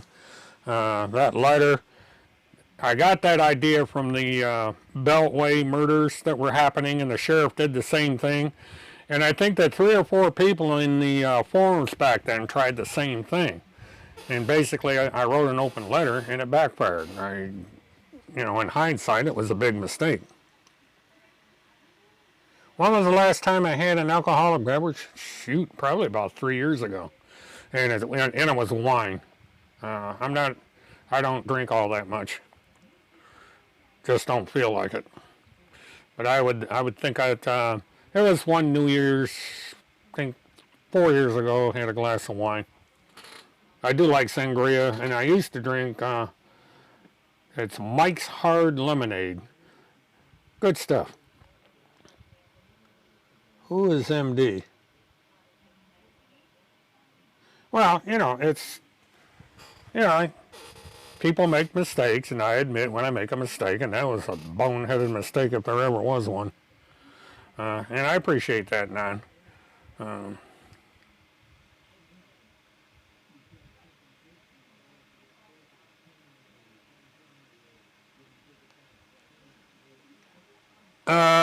We never were. We never were going to join forces. I don't know where you got that from. Dominic, Casey, and I were never even close to becoming friends. I was mad at Dominic Casey because he... Melinda Duckett. Okay. No, Dominic, Casey, and I never got any forces joined. Marinade Dave was his own independent journalist. I met him personally at a memorial for Kate Haley. I met him at a memorial over at Blanchard Park, and I also met him over in the press room at the courthouse one day. And I've talked to him every once in a while, but there was never any coalition, joining of forces, or any proposal of that nature.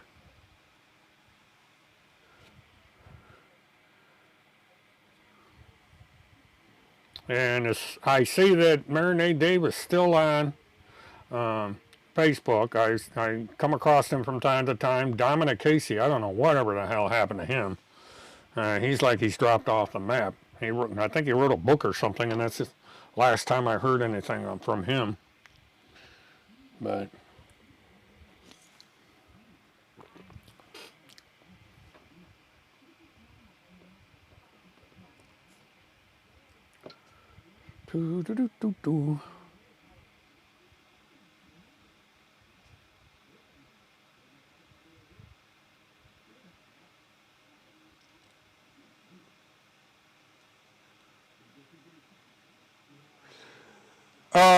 yes, I do. I think what Nancy Grace did was very ill-advised. The timing couldn't have been worse.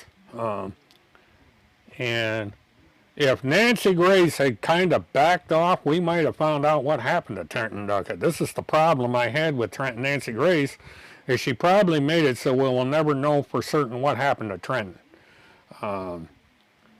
As someone that used to be a prosecutor, I'm very surprised she did that. But that's Nancy Grace. She does things like that, and I do not respect her because of it. Hey, just me, welcome.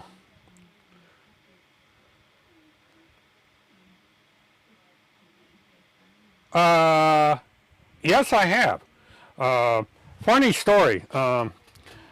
Went to the courthouse one day because one of the days that I was there at the press room, and I was going down to the courtroom where they had one of the hearings, and Cindy and George came out of the courtroom, and I basically walked with them and actually got on the same elevator as George and Cindy and went down.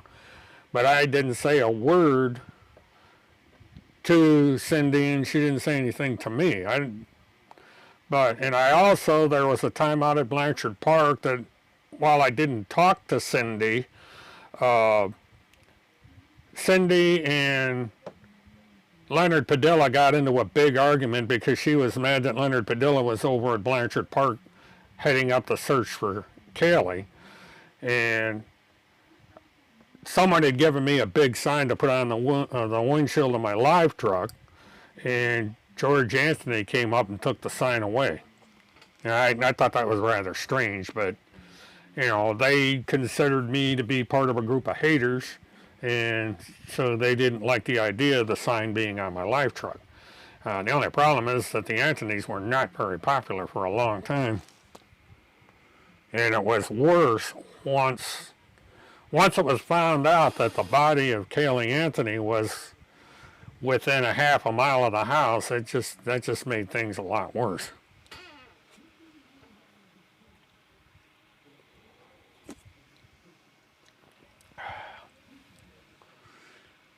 But there was another time I met George. They had set up a site of some kind. I think that's when the billboard showed up. The same people that done the billboard for Trent and Duckett came to Orlando, and they had set up a kind of a place about 3 or 4 miles from their house, and they were giving out T-shirts and wanted posters and that sort of thing. And I talked to him briefly, but he was not interested in talking to me at all.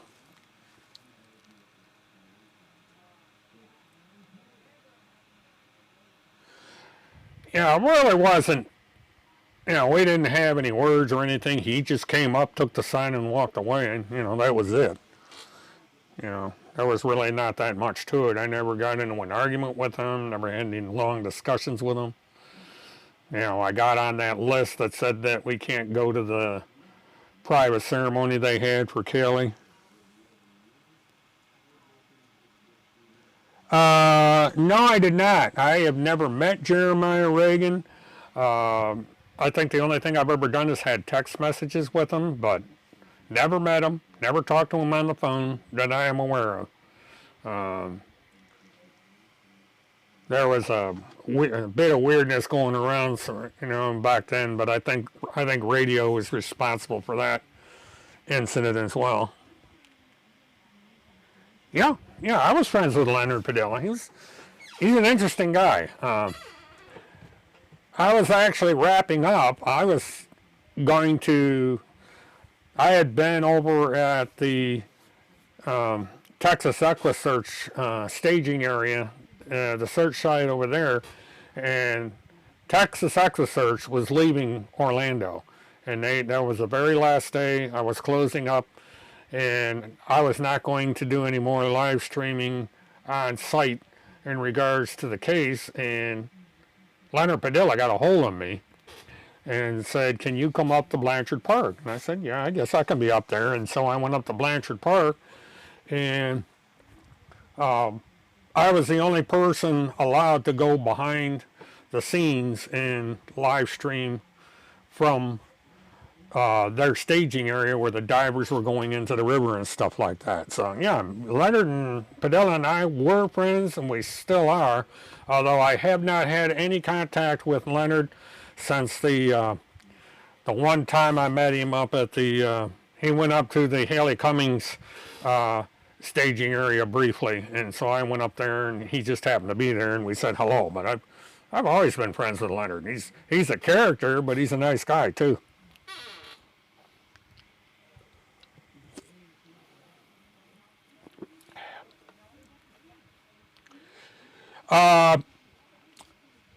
Not really best friends. I mean, I talked to Dog a couple of times when he was at Blanchard Park, and one time before that, he happened to park his car near my van. And what was funny is a bunch of the women from who volunteered for Texas EquiSearch were coming up and asking for his autograph. He's quite a chick magnet, but just to talk to him occasionally and stuff like that. We never, we weren't good friends or anything. He's probably forgotten all about me by now, because I didn't know him all that well to begin with.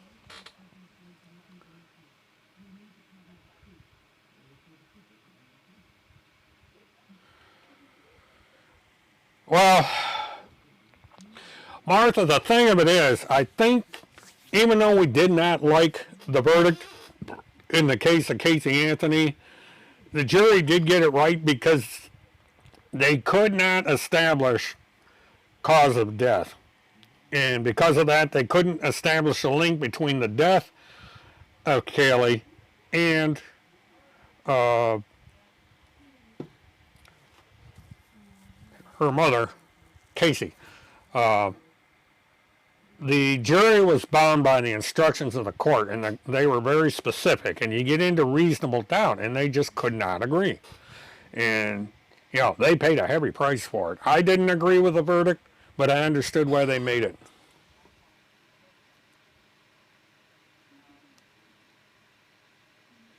No, I was never interviewed by HLN. I was interviewed by Telemundo, and it wasn't about anything other than having to do with Hispanics and stuff like that. It was really a strange interview, and I don't know if it never aired, but I never saw it.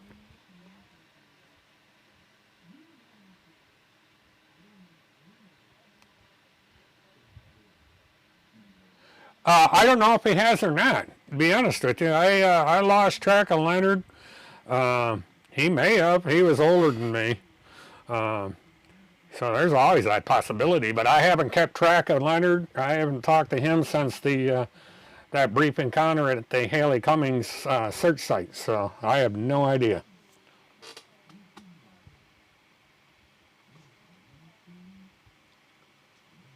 Yeah, the jury, as far as I know, no juror ever took advantage of the publicity. They wanted to get this behind them as quick as they could.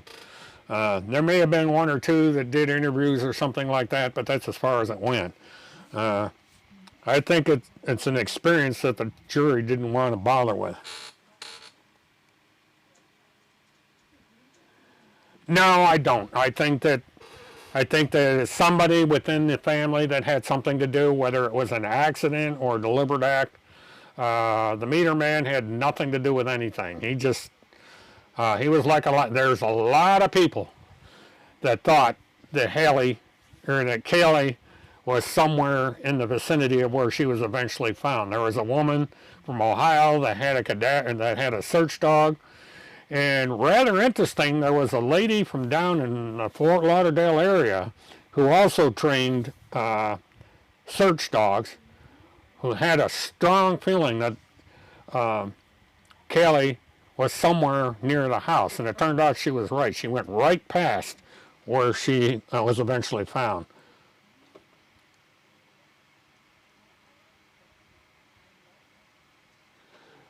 Yeah, well, all I can do is offer my opinion. I mean, everybody's going to have an opinion on. And this is the state of Florida. We're all weird down here. I mean, if something weird is going to happen, it's going to be down here. And I agree with you. There's probably, Casey is probably responsible. There's just too many things that point in that direction. But in the end, reasonable doubt crept in, and the jury was obligated to do what they did. See, the jury had the beauty of being sequestered.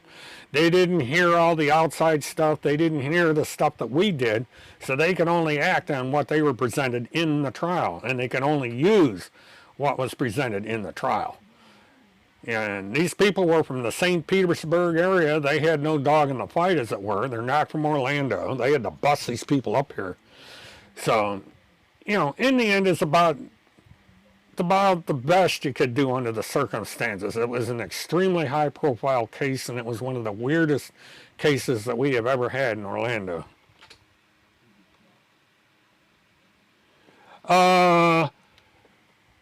I have no idea if they did or not. That's something you'd have to ask Levi, because I have no idea of the relationship between those two. So I can't answer that. Oh, yeah, you might as well say Florida, because if it's weird going to happen, it's either going to be California or Orlando. And I think even Orlando's the capital of the weirdness in Florida. So, yeah, but California has its weirdness too. There's a lot of weird shit going on out there. But we seem to be at the top of the list when it comes to this sort of thing.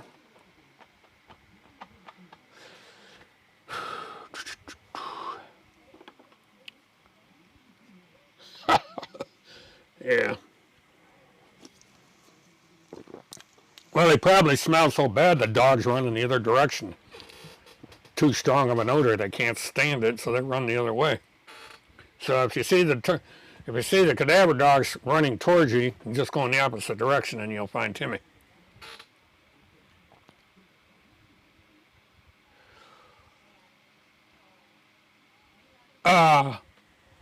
I don't know if they were fans of Nancy Grace or not. I don't remember a whole hell of a lot about back then. Um, whether they were fans of Nancy Grace or not. Nancy Grace, you either loved her or you hate her. There's no middle ground. I mean, the woman, I didn't like her style. I didn't like her after what she did to Melinda Duckett.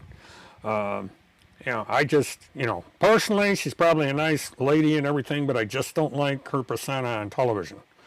What's funny is Leonard Padilla liked her. Because him and I got into a discussion, and he told me, he says, she's just doing her job. It's her stick, so on and so forth. And he had personally met her and everything, but I couldn't get over what she did to Melinda Duckett. So, that was.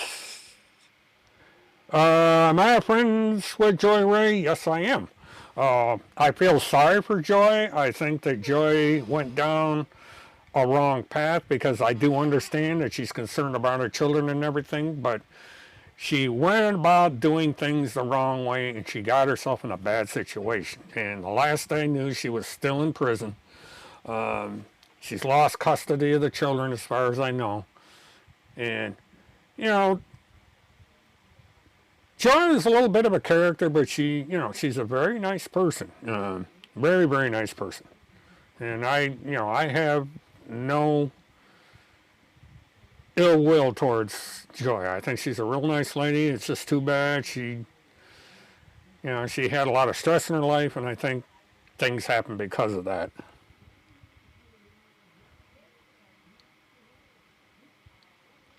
Yeah, I'm pretty sure that's the conclusion of law enforcement, Nan.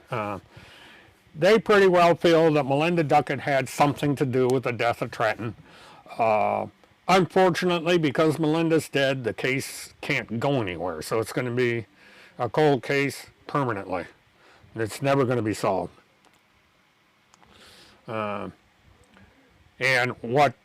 now Leesburg has an incinerator, and the trash pickup at that apartment complex goes to that incinerator. So there were a number of people, including me, that had the theory that something happened to Trenton. She dumped the body in the dumpster. The dumpster went to the incinerator, and that was the end of Trenton Duckett. And all that, that's why nothing will ever become of it. Someday you never know. But in my opinion, Miami is weirder than Orlando. There's a lot of weird shit that goes on down there. It's a very, very happening party section of Southeast Florida, because you've not only got Miami, you've got the whole, you got South Beach down there. You got all kinds of weird stuff that goes on there. And then a close second to that would be Key West, where, everything goes.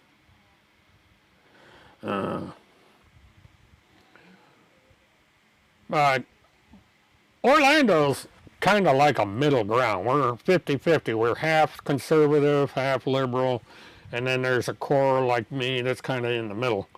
So not much.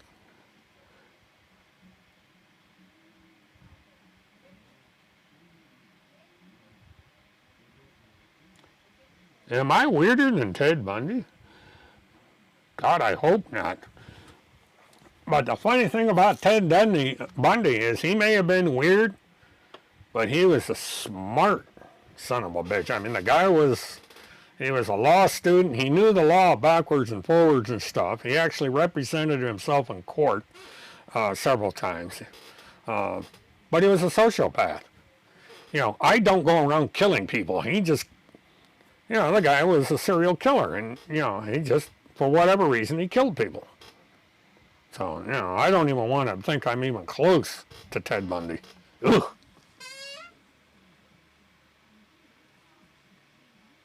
Ugh. I don't know. I do know that at one time that Alex did not think much of Joy because Joy got onto this thing where she thought that Kaylee was still alive and that the Casey was innocent and stuff like that. So I think for a long time they didn't like each other. Now I don't know. You'd have to Alex about how they feel today. That I don't know.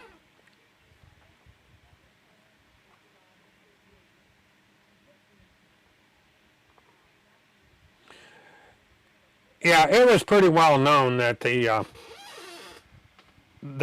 trash went to the incinerator, which is probably be about, I'd say about 20 minutes north of Leesburg. You go north, you go north up 27, and then you cut over, like you're going over to where Joshua Duckett's mother had a little store of some kind, and she, and the incinerator was on that road. There's also a prison up there that's down the street from there.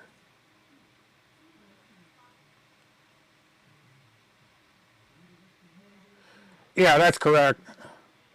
Uh, that was one of the few times that he disappeared on a Saturday and they picked up the trash Sunday morning.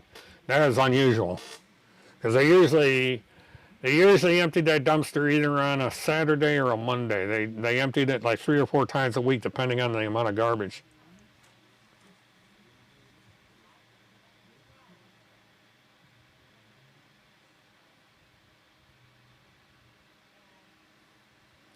Okay, I don't know I lost. Yeah, it was a flower shop. It was a small one. I actually went by it because they're at 301, which is basically a road that goes down in through that area. And I, I had a contract with a dealership that's in that town. And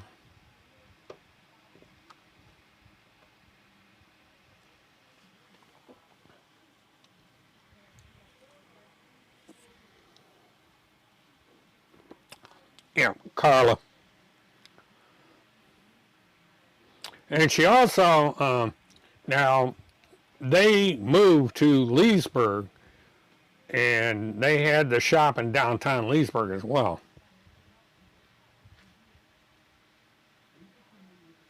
Uh, no, Levi's not a Trump supporter as far as I know.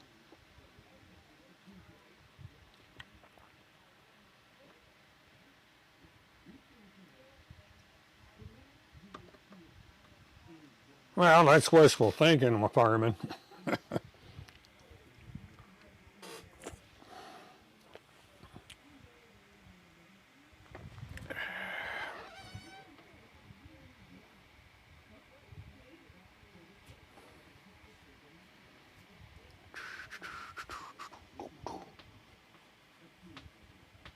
Do, do, do, do, do, do, do, do.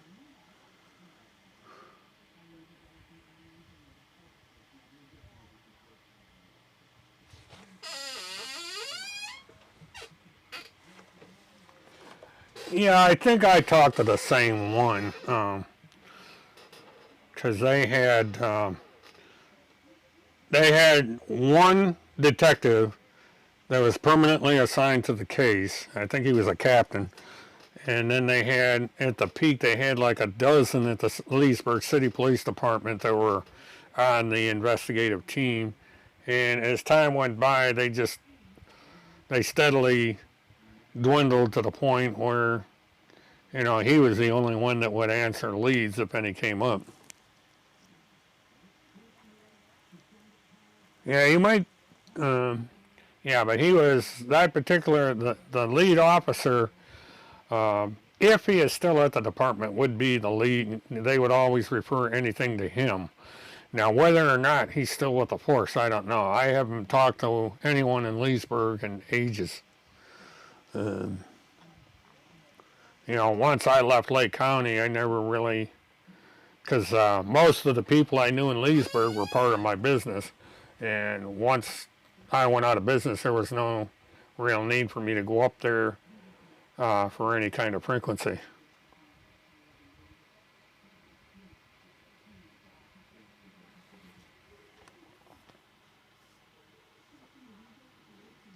Yeah, I believe Mark is still around.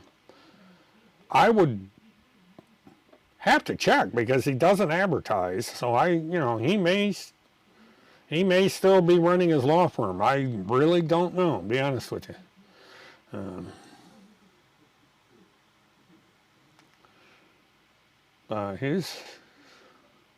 He's an interesting character.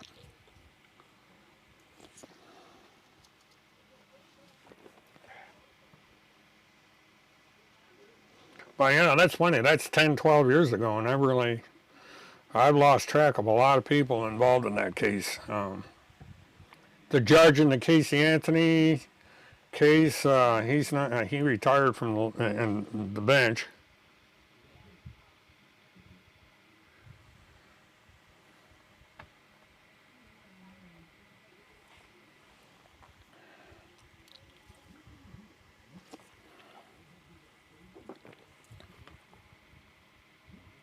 Hey, Roger Dodger Deeger.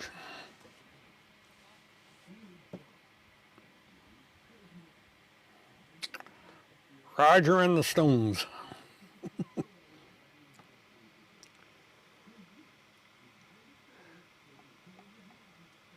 No. I don't know about his Georgia ties, but Radio News was an older woman, in her 70s at the time, or shortly thereafter. She was someone that was part of the big layoff at AT&T. She used to be a telephone operator, and so she has nothing to do with money. They're not the same person, and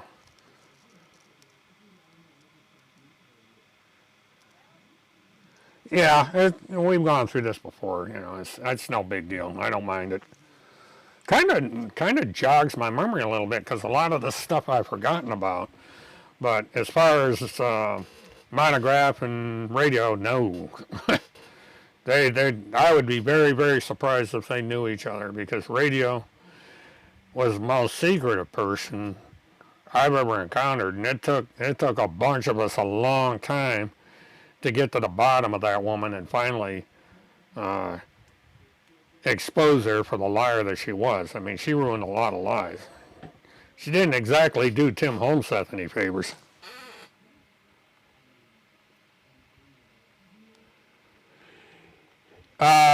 If any were solved, it would probably be the Haley Cummings case, but because the advantage we have with the Haley Cummings case is that the babysitter is still alive, the father is still alive, a majority of people associated with both of those individuals are still alive.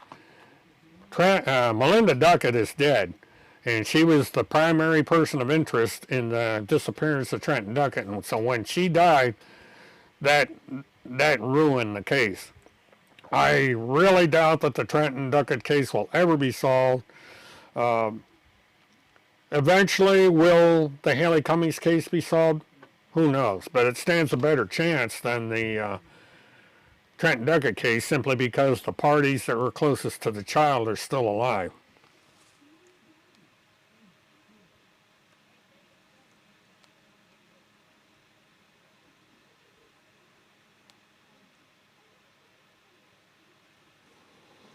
Yeah, Mark Najane was all right. I didn't particularly like the stunt that he pulled. He had this guy who it was an Australian sheepdog as a character, and he went and got in an argument with Leonard Padilla, and then he came up and talked to me, and I had a small video camera in the cab of my live truck, and when I came back, the tape that was in the camera was gone, but what the guy didn't know is it was a camera that had a flash card in it, so I did get most of the material that I had on that camera back, and I told Mark I would like to have that tape back, but he denied ever taking it.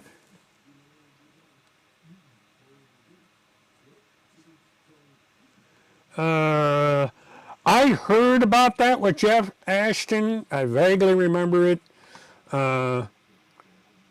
Jeff actually got in a little bit of trouble during that case.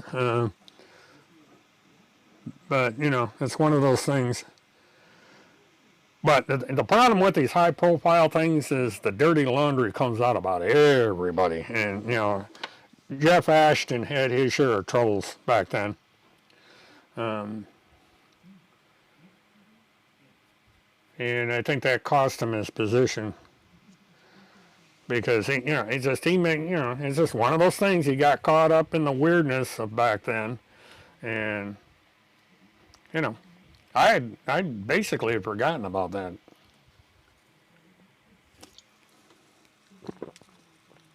So a lot of things these questions are bringing back that I had forgotten about. You know, you get something like that happened all those years ago, and they just forget about it. He is still on death row.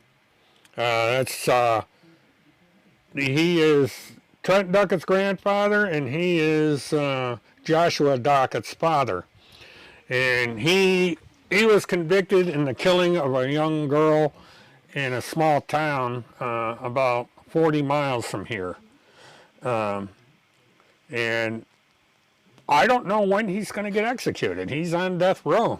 And you know, there was a long moratorium that took place because Florida's method of execution was declared unconstitutional. When they went to another method, that got declared unconstitutional.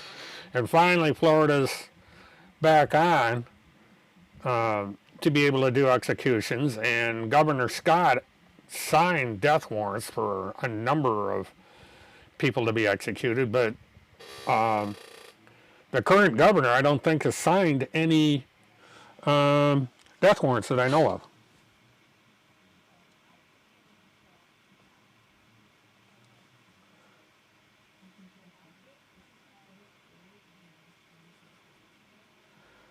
But what's funny is Melinda Duckett actually visited James Duckett, which is what his name is, I believe, when he was in prison.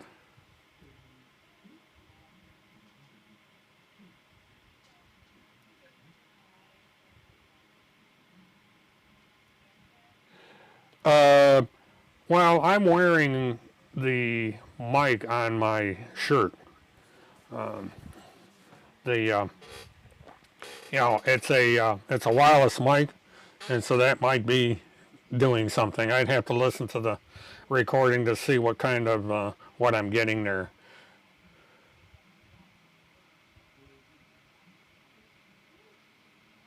Okay, I'm probably going to need to have to lower the level of the mic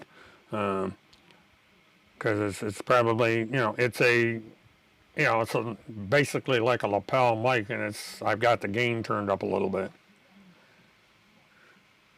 Okay, what do we got here?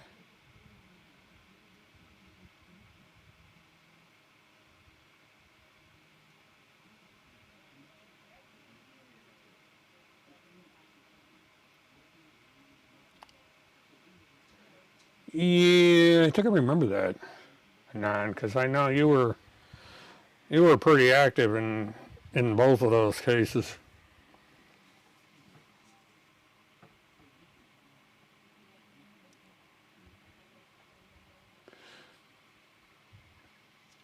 Yeah, they are. Unfortunately, in the state of Florida, we don't do that.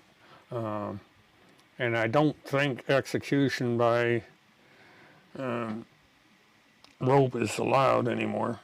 I think there's some states that do it, but Florida's not one of them. We had Old Sparky, and Old Sparky put out too many sparks, so that was the end of Sparky.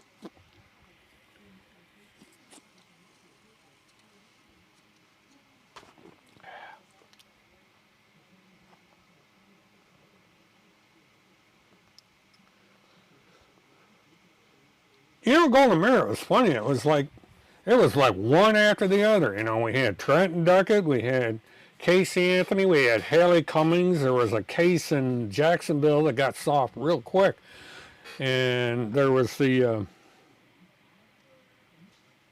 Oh, what the heck was that young girl's name? Jessica Lunsford was actually the start of all this because she got killed by the man in a trailer next door. The guy was an unregistered sex offender, and it was that killing that brought about the National Sex Offender Registry because it was Jessica Lunsford, and there was another case where unregistered sex offenders were killing these children, and it was a nationwide movement to get the law in place. Linda Diane Burdick, if it's who I think it is, she went to prison because that's another strange story. Her, Ronald Cummings, and the young girl, Crystal Sheffield, I guess her name is, they got caught in a drug sting, and all three of them went to jail.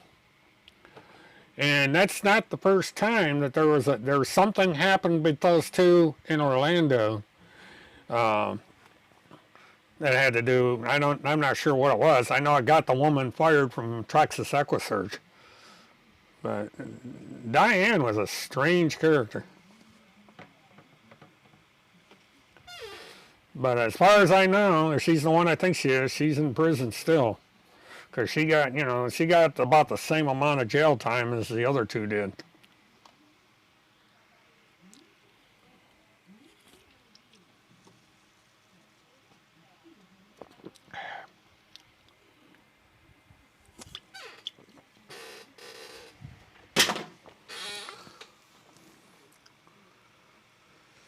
But it was just, it was like, we had this, it was like one right after the other, and then all of a sudden it kind of tapered off. And the only thing that was in common between all these cases is they were unusual. I mean, children are getting killed every day, but the strangeness that came about from these four cases, especially in such a tight, all within a couple 100 miles of each other, it was just really strange. It's a very violent period in Florida history.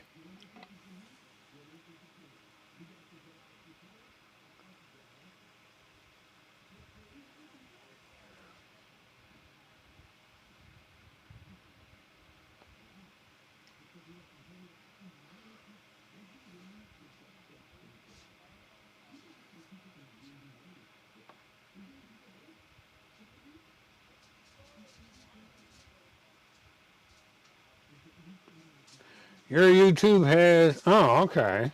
I'll have to go over, I didn't know you had a YouTube channel, man. It's been a long time since, I think I remember when you first started that up.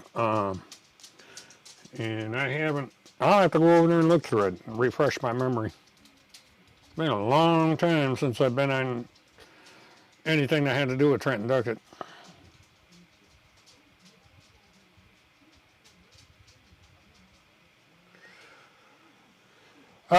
There may have been one or two. There's that, every once in a while a weird case will show up. But, in the case of, you had Trent, and you had Jessica Lundberg, then Trenton Duckett, then Kaylee Anthony, and then Haley Cummings all come along in the space of about 2.5 years. It was like one right after the other. I mean, you just got over following one case and another one would come right along and then another one and another one. I think, when is this going to stop? It was amazing. It was like a bonfire. All these bonfires kept going off for the 2 or 3 years of all these cases. And then, it got to be, the Georgia case where the guy left his kid in the car. There was a woman that drove her kids into the ocean, stuff like that, but they weren't that frequent. I probably will, because I know you were quite the little detective back then. With both cases. Because I remember we used to talk online all the time.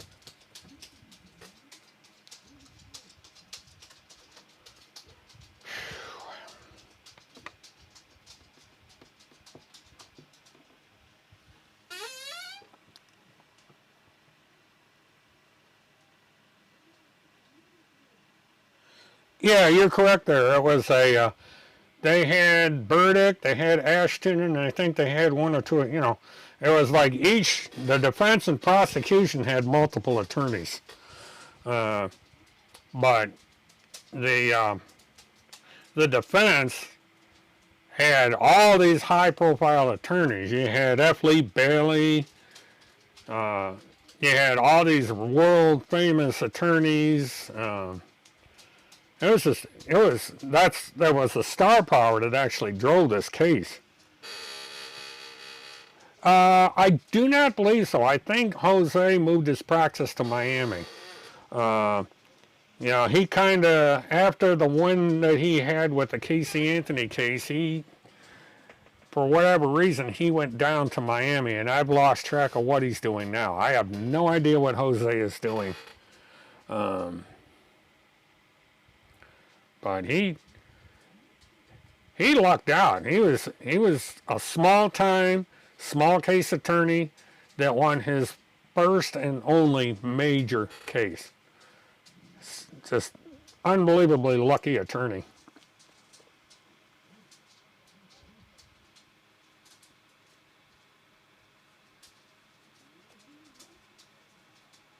Yeah, it was one of those things, I didn't know what to make of it, because every time I turned around, there was another kid getting killed, and under strange circumstances. I mean, with Haley and Kaylee, it was, well, all three cases, because Trenton Duckett and Kaylee Anthony suffered from party mothers, the young women that felt burdened because of these children. They wanted to party. Kelly, for a long time, was foisted off onto her grandmother. There was a lot of friction in the family because of that. And, the prevailing theory with both mothers is that both of them simply got tired of raising the child and killed them. But that's, again, you just can't prove anything, because one is dead and the other's acquitted. So, he can't retry Casey on the same charges. So she's scot-free. As a matter of fact, I don't know if anybody's paying attention, but Casey Anthony got a speeding ticket. So she got back in the news because she got a speeding ticket. She's kind of heavy on the foot with that little Ford Escape she's driving around. I thought that was kind of funny when I heard about that one.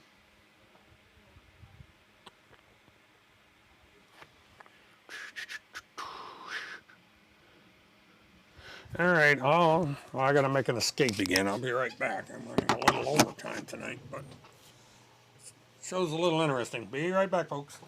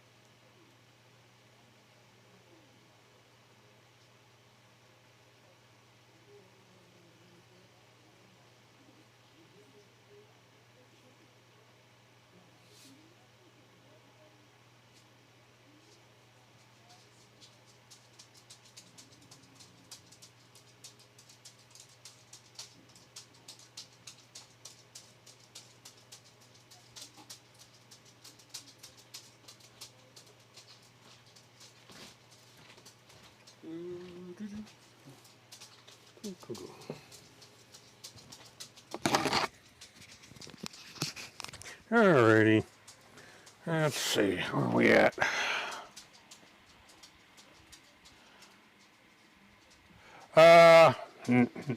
They are not feuding that I'm aware of. I mean, I've been asked that several times, and I don't think they are. I think that's a rumor that's been going around. I don't think they're feuding. I think they're still very good friends.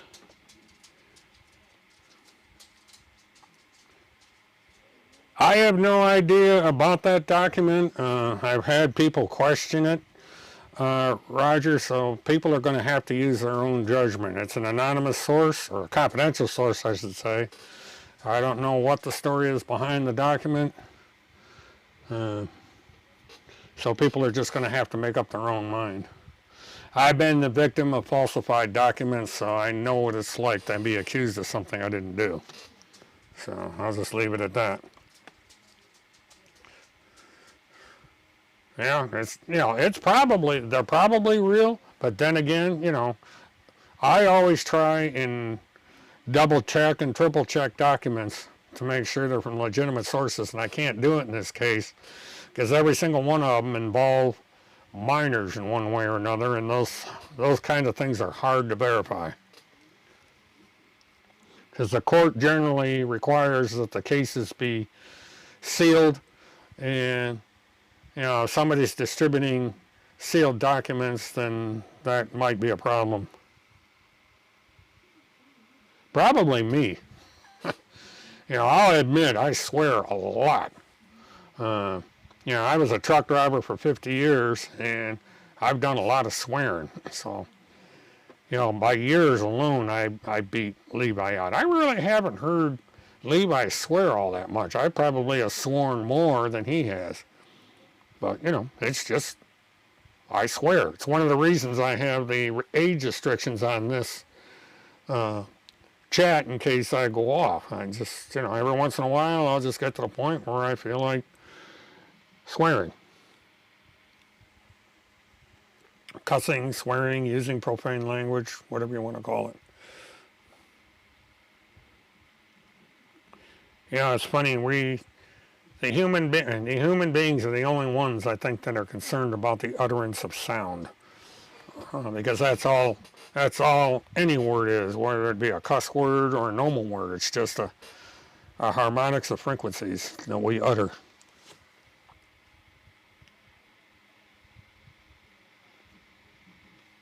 I used to get a kick out of George Carlin because he'd just sit there and say, these are the words you're not supposed to use, and he used them. But I think, cussing is cussing. I think we put too much onto profane language now. If you use profane language for the sake of using profane language, then you're not really, it's just kind of diminishing what it is you're trying to do. I guess what I'm trying to say is there's a time and a place for it, if there is such a thing.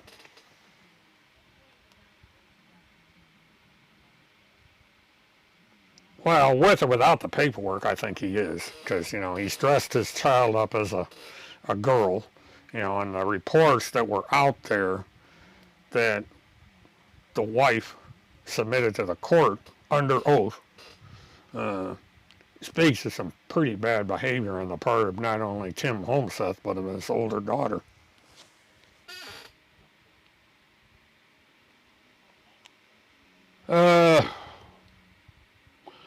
Well, it depends on the circumstance. If I needed a defense attorney, I'd probably hire Jose Baez because that's his field of practice. Kim Picasio is in family law.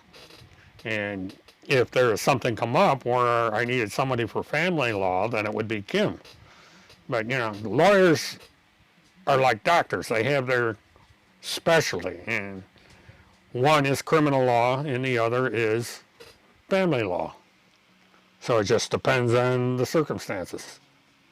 But both are very skilled, very competent attorneys. Both are,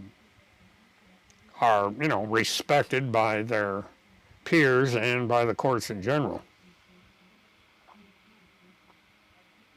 And it's unfortunate that Tim Homseth is picking on Kim like this because he's basically going on the wrong path. Kim has, if he wants to truly find abused, missing, and exploited children, he needs to look in a different direction than he's looking.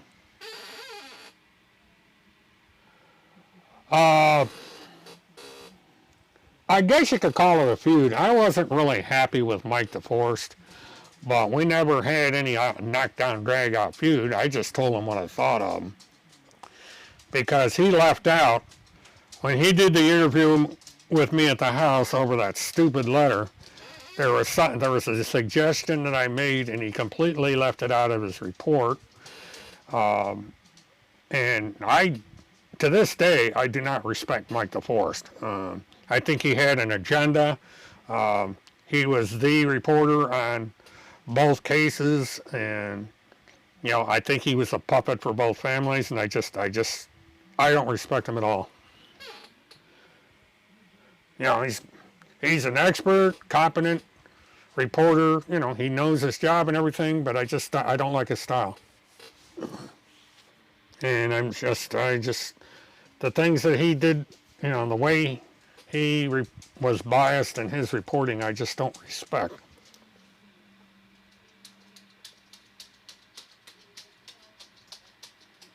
Well, I like blueberry muffins. The problem is they fall apart. You eat these damn blueberry muffins, and the next noon you got crumbs all over the place because they just completely fall apart.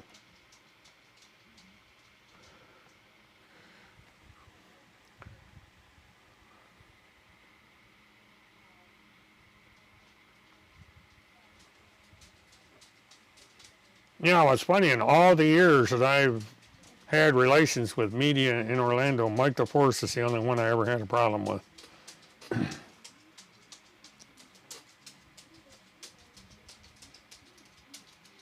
And that includes reporters at Channel 6. But, that's old news now. I've gone my way, and whatever. Yeah, it's the color balance of the camera and the lighting. I've been working trying to figure out what to do about it, and I've got you need, for when you're live streaming, you need the proper kind of lighting. And what I'm using is a LED shop light, and it's putting out pure white light, and it's not designed for this sort of thing. Well, the thing with me and Mike DeForest is a little on the personal side. I just don't like the way I was treated. But that's not the same. Mike DeForest is a good and respected reporter. I just don't like him. I felt he could have been a little bit more fair, and I wish he'd put the suggestion. I basically came up with the idea of putting up bulletin boards, putting Trenton Duckett up on billboards, and I was going to suggest that business people start a fund to get billboards put up for Trenton Duckett, and it didn't get reported. And I felt that the station was very biased, and both, I was interviewed by them twice in relation to the various missing child cases, and I think they could have been a little bit more neutral in their reporting.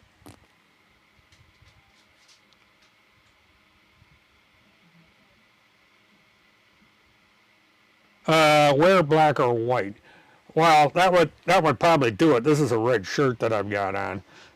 Usually when I wear my yellow one or my blue one, it's not such a problem. But I've got to get lights specifically designed for photography. Well, it started with the Ducketts. For their Channel 6 always seemed to be in the closest contact with the families. You didn't see interviews by Channel 9, Channel 2, or Channel 35 on a constant basis with either the Ducketts or the Anthonys. It was always Michael DeForest from Channel 6. And I feel that because of his closeness to the family, they influenced his reporting. Channel 6 was the only station that came to me about the letter incident, and that was the only station other than Telemundo that came to me during the interview at Blanchard Park. And I think that, for some reason that Mike DeForest, for lack of a better word, was keeping an eye on me. And then I just don't I don't feel that Mike DeForest was fair. You know, he had an agenda and he acted on it. That's about the best I can put on it. I have always had a good relationship with Channel 6 up to that point. I'd been interviewed several times by that station, and so I was surprised by the way I was treated by Mike DeForest.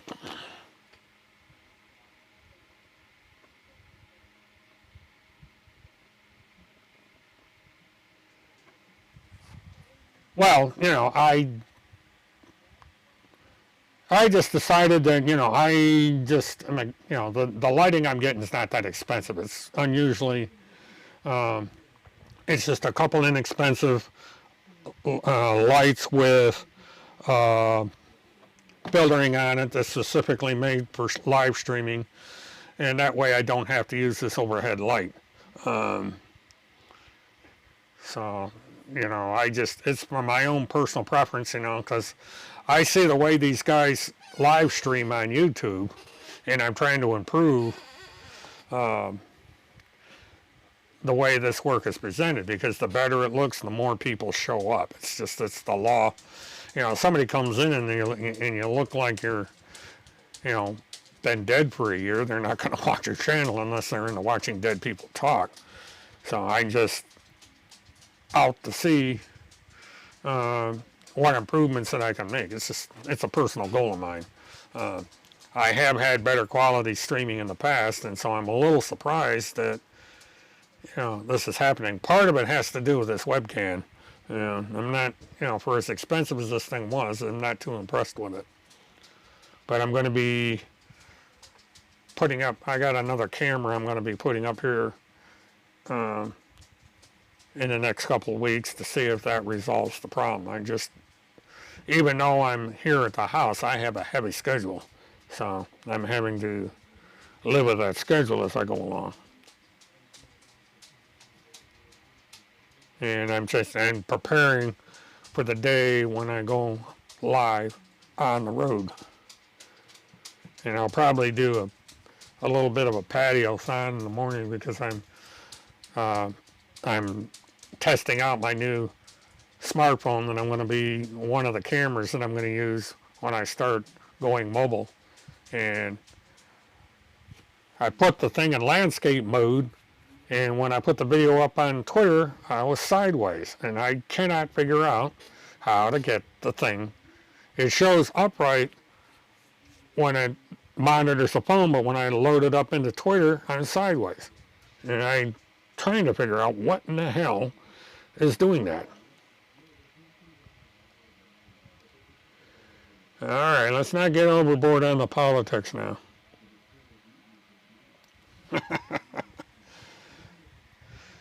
Oh my God. Politics seems to creep in here at one point or another. Just can't avoid it. That's the way it goes. It's funny. I'm just not as big into the politics. I have my point of view, but I don't make it as intense in my life as both sides make it. I figure somebody's going to be elected in 2020, and life goes on.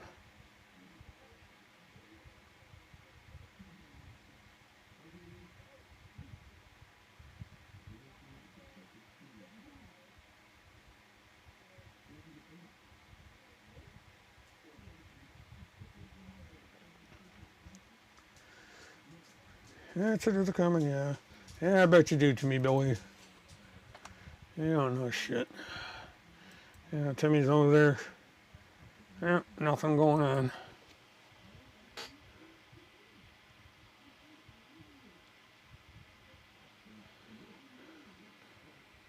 Well, I just want someone in there that's qualified to do the job, and I don't care if it's an R, D, or I after their name. Somebody knows what in whatever living hell they're doing.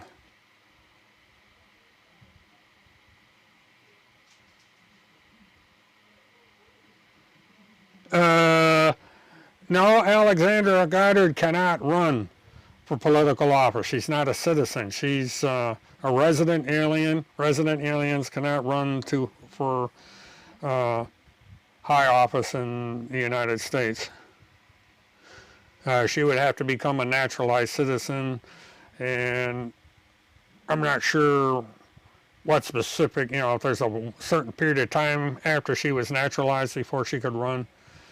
But no, she's not running for any office.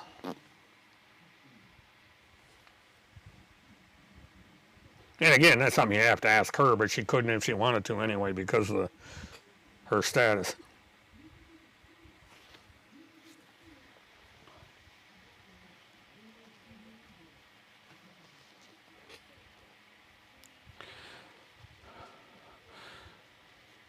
Well, to be fair, the person I'm talking to says that they're not Tim, so I'm giving them the benefit of the doubt, because usually Tim is not this civil. He couldn't be this civil if he tried. I'd be quite surprised if he was.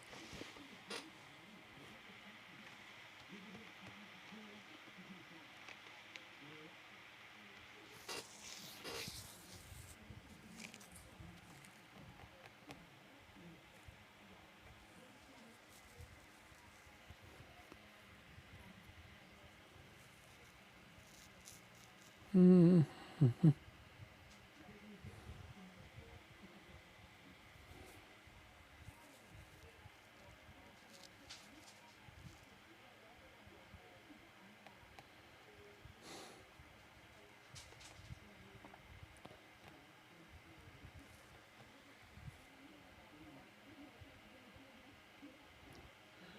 Well, he's following the rules of the chat, so as long as he's civil, I have no problem. I don't care who it is. It's when people start getting abusive that I put the hammer down. So, so far so good. So it's, because this is an open chat. I don't censor unless I absolutely have to. If people are civil with me, I'm civil with them. If Tim came in here under his own name, it would be the same thing. I might read him the riot act, but I'd be fair with him.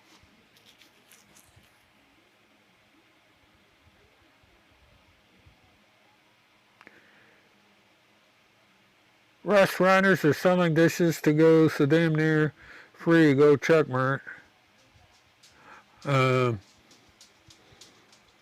They're starting to ease up the restrictions down here. Limited on Monday. There's another stage that's going to take place in Florida. The barber shops are going to be open for appointment, which I'm going to have to take advantage of. And restaurants to some limited extent. Now, I went to a McDonald's today. I have a McDonald's about 500 feet from my house over on 441. And I went on an errand today, and I stopped at McDonald's on the way back and picked up lunch. They have the 2 for 2. They have 2 for 2 cheeseburgers. And, I got 2 cheeseburgers, a big chocolate milkshake, and an order of fries. So, yeah, there are deals out there, yeah. There was a week or two ago, Wendy's was giving away free fries or something that they'd come out with, and they were giving it away for free all Friday. And there was a line of cars. There must have been 100 cars in that parking lot that day, right in the middle of the pandemic. That was weird. Nope, no, I was not in the catering business. Never was. Nobody in my family was in the catering. My father, the closest we ever came to that, my father had a farm up in Chemung County, New York, Mert Haven, which is where I got my nickname from. And during the summer, he would, I guess you could call it, cater at these outings. And we had a huge barn, and people would, we had picnic tables in the barn. We had places outside because it was a 100-acre farm, and we grew corn. We grew about 5 or 6 different kinds of food, and so that's the closest to the catering that I personally was not involved in it, other than to drive the dump truck. We had, because we had people like clams up there, so we had all these clamshells, and we basically made a road out of clamshells. And I would take the dump truck and I would go up, raise the dump up, and we just dumped the clamshells out on the road and spread them out. Because, the gravel roads, if it rained, you'd get stuck. And so the clamshells made good pavement. So that's...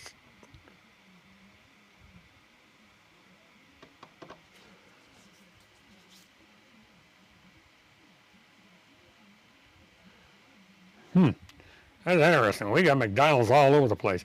Because I'm in west of Apopka. And like I said, we got the McDonald's 500 feet from my house. You go up into downtown Apopka, which is 4 miles from here. There's another McDonald's. Next town down is Lockhart. There's another McDonald's. Go into North Orlando. There's another McDonald's. The damn things are about every 2 or 3 miles. It's unbelievable. And a long time ago, I used to work for a driver leasing company, and I drove for Martin Brower, and they deliver McDonald's stuff from the big warehouse they have down in Kissimmee, Florida. So, this one thing Orlando has is a lot of McDonald's. Damn things are. But we've also got a McDonald's down here by me. If you go up about another 1,000 feet, you got a Wendy's. Right next door to Wendy's is some Panera Bread. And then there's a hotel about a quarter mile up. There's a Spanish restaurant in the hotel. Shopping center has a restaurant in it. And they just built a Perkins, and across the street, they just built a IHOP, and across the street from the IHOP is a Perkins, and then that chain shopping center is a Papa John's Pizza. So one thing you can do in Apopka is eat. There's restaurants all over the place.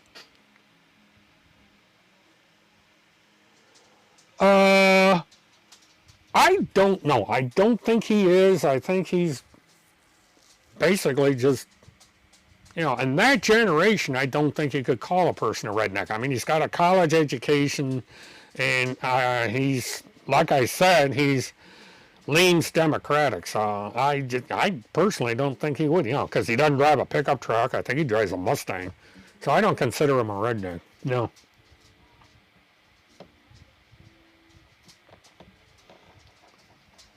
It's kind of hard to define a redneck. I mean, it's usually somebody that's into country music and pickup trucks, and they get the redneck because they get sunburned in the back of the neck and all that. So it's hard to define. But I've met plenty of people that you would call rednecks in my driving career, and I still meet people like that every day. And I think it's an overused description of somebody. We have a habit in this country of compartmentalizing people. You're a Yankee, you're a Southerner, you're a rebel, you're this, you're that. We're Americans. And my camera's acting up again. In the end, we're all Americans. And I think, if we were to concentrate on being Americans first and politically affiliated second, we'd be all better off.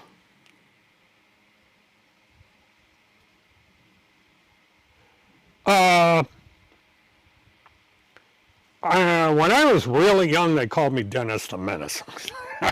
I just, typical kid. I would do weird things when I was a kid. No, I did not set fires or anything. It's just, I got into a little bit of mischief every once in a while. Nothing big deal. Teachers, actually, I did all right in school. I love school. I like learning things. So I like school. I like history, mathematics, photography, graphics arts, all of that. The only thing I didn't like were nuns. And I was in the first grade. I had the nun with the ruler. And I just, I don't like nuns with rulers. But I wasn't a delinquent or anything like that. It's just, when you're growing up in the grade schools and maybe even going up through high school, I mean, you do some pretty dumbass things, but 99% of us turn out all right. But I had a good relationship with my teachers.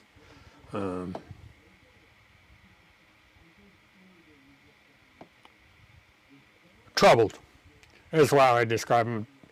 Thomas got into a little bit of a, unfortunate thing. He admitted that he got into drugs and he did a couple bad things, but now Thomas has found God. He's moved out of Florida and he's cleaned himself up, and the last I heard, he's doing fine. He's moved on, and he's not with Anonymous anymore or any of that stuff. So, I think people can change, and I think that Thomas has improved himself. And I wish him the best. I hope that, he is able to live a good life and, be an asset to society and just all of that. I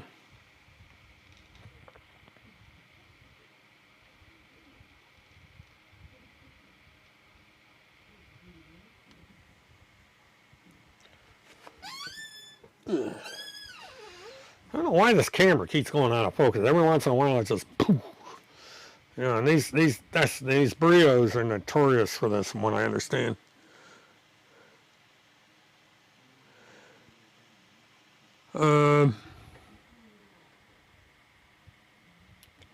The only thing as far as, these disputes that are going on about these shutdowns is,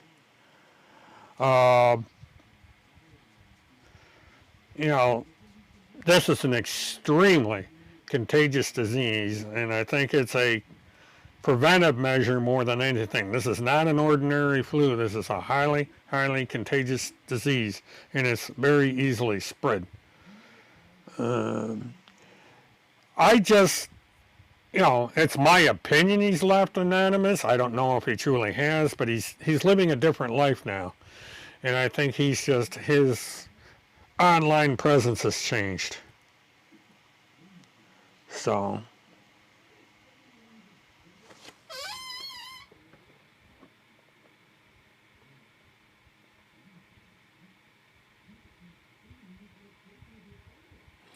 I don't have any cats. Last cat I had was Bubba, and he passed away about 6-7 months ago. One day he just went to sleep. No, I do not have contact with Derek Lossiter. The last I was aware is he's out of prison. He's on probation. He's prohibited from being on the internet, as far as I know. Except there's certain limitations. So I don't have any contact with Derek Lossiter. The only time I had direct contact with Derek Lossiter is when I was covering his trial up in Kentucky. And I just happened to be outside. There was a independent journalist that was doing a documentary for Keith Obelman, and so I stood there during the interview. Prior to that, I think I met him in the hallway of the courthouse, and that was it. But I really don't think Derek Lossiter has learned his lesson.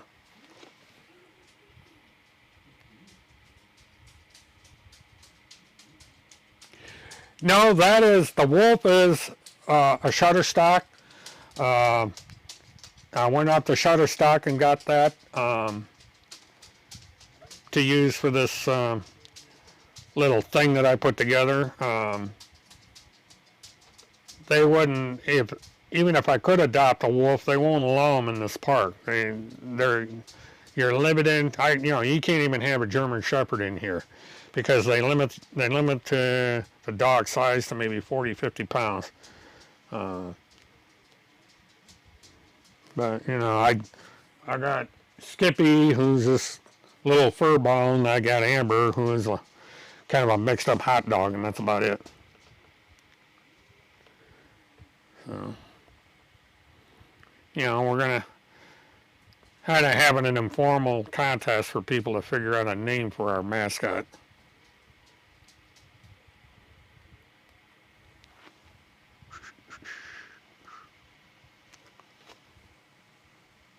Come on, camera. See, I don't know where this camera can be annoying. I think it finally fixed itself.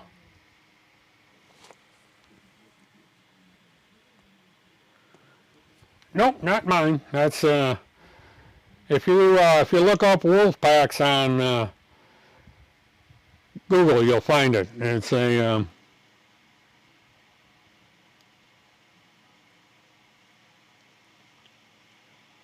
I wouldn't be afraid, but I wouldn't be stupid. The guy's half my age, and he works out. He's got muscle and all that. He'd pulverize me. There's no way in hell I'd want to get in a fight with Jeremiah. No reason to, actually. But I'm 69 years old. I'm out of shape. I'd be on the losing end of any physical altercation. Because it's just, you gotta accept reality. I mean, the guy's half my age. He's strong. He's got, he's young enough to have reflexes and all that. So there's no way in God's grease I'd even contemplate getting involved in a fight with anybody like him. Jeez, a man has to know his limitations is an old expression that they have. There's actually no reason to fight him as far as I know. I have no argument with Jeremiah. I don't know. I was told he went back to Puerto Rico or maybe back to New York. I don't think he's in Florida anymore as far as I know.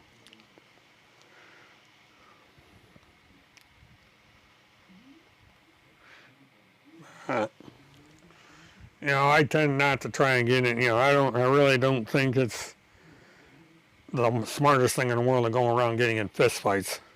It's just, nothing gets solved except, somebody might get charged with assault or some nonsense. It's better just to argue it out, and if you can't get along, then you just don't go near each other. I don't think violence solves anything.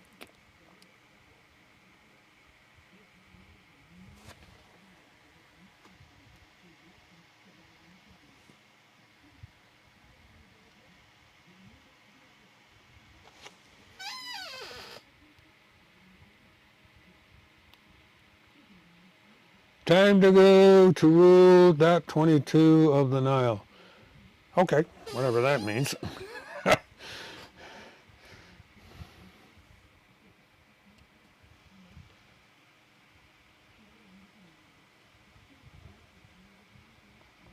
Let's see what happens if I change what.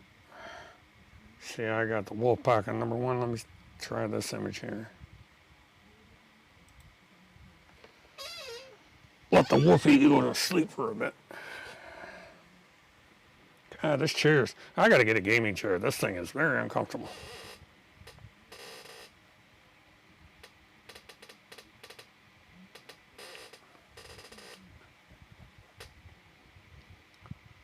Now, what I've been doing to get these lights and stuff, I've been using a little bit of my stimulus check. Because I do plan on doing other things, so I have to have this set up for that, and that's the reason for the lights. Because when I start my other channel up, I want it to be ready to go.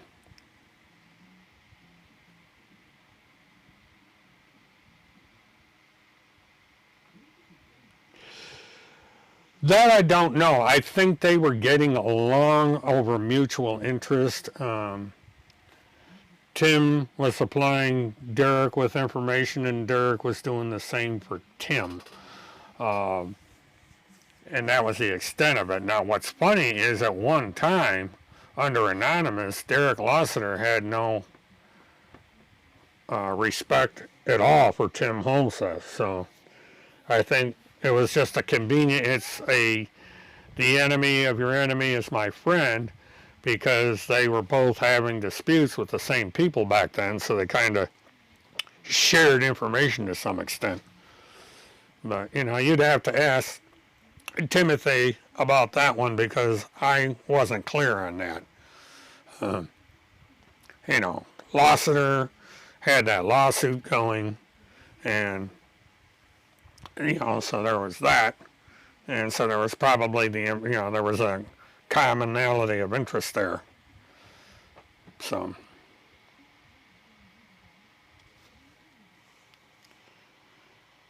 But in some ways, Lassiter and Homestead are two peas in a pod, although I think that even though he used tremendously bad judgment, Lassiter was actually more honest about his cause than Tim was about his, because at least Lassiter didn't go around claiming he was part of some government agency.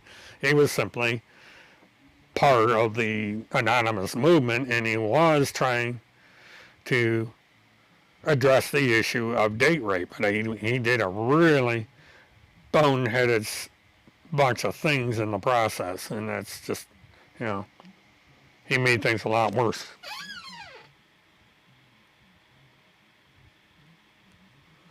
I don't know why anybody would be jealous of me being in a mobile home.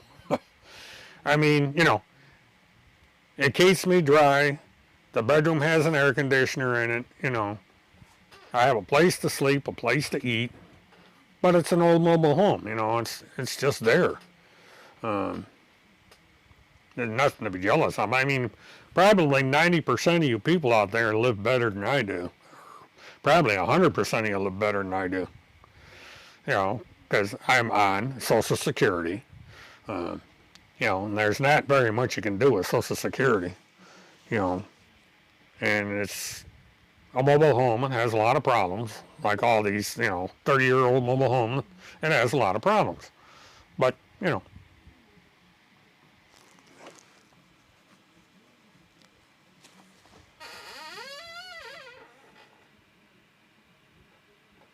we just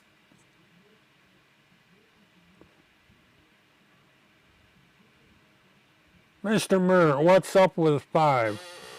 What's up with 5 what?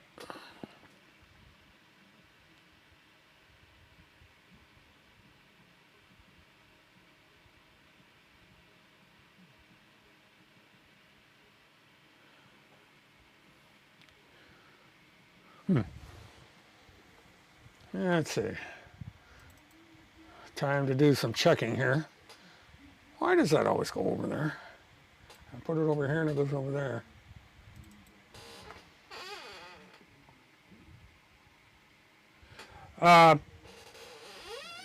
The air conditioner in the trailer is, 30 years old. It would cost $4,000 to replace it.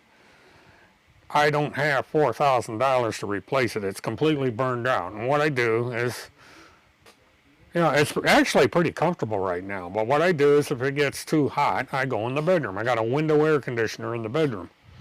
And that suits me just fine because, I go in there. If it gets too hot, I take a shower, which is kind of like, we have a pool here in the complex. So if I feel like it, I can go down some in the swim pool. How do you survive in Florida without air conditioning? Lemonade and showers. If you get too hot, you take a shower. But I've got, part of the noise you hear in the background is I got a fan going. And it's actually right now, it's not too bad in here.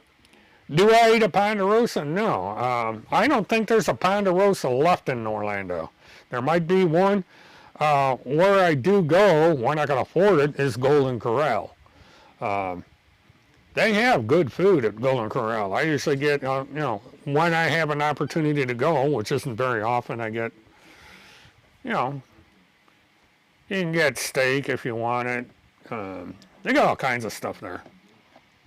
And I'm big on vegetables, spinach, corn, carrots, peas. Love mushrooms, and they got, sauteed mushrooms. I love, and they got the little honey buns there, the buttered honey buns. I like those things. So, it's been quite a long time since I ate at a Ponderosa because they started closing them. But Ponderosa is pretty good. It wasn't bad at all.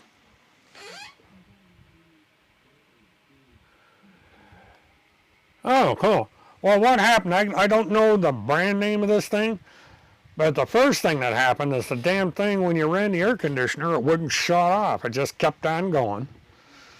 And, I was paying $400 a month in utilities with that stupid thing. And one day it just quit.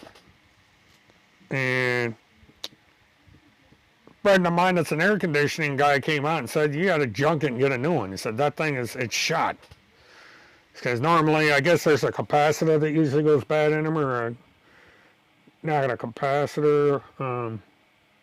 Yeah, maybe it is. Big, the big round suckers. And he says that's the most common thing that happens is those burn out. But he says the whole thing is shot. So, it would cost too much to replace it. I'm content. I went out and spent $100 on an air conditioner, put it in the window, and the thing works just fine. And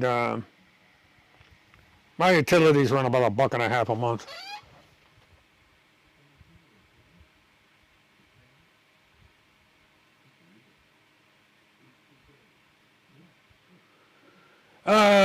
Well, I don't really care. First of all, I think recreational marijuana should be legalized. I think if people want to smoke pot, that's their business. I really don't care. I don't smoke pot. If it was legal, I wouldn't smoke it. I have chronic bronchitis, so I can't smoke it. I don't smoke anyway. And so I personally don't care. I don't know if it's true or not, and I don't care if it is. I think that, we do have limited medical marijuana in Florida. And John Morgan, who is an attorney headquartered in Orlando, wants to make recreational marijuana legal. And if there was a constitutional ballot to allow it, I would vote for it, because I think people have a right. If they want to smoke pot, let them smoke. It's no big deal. It's not going to do me. If somebody smokes pot, it's not going to hurt me any. I don't care. So, yeah, I'm in favor of the legalization of pot. And if Levi or somebody else smokes it, I don't care.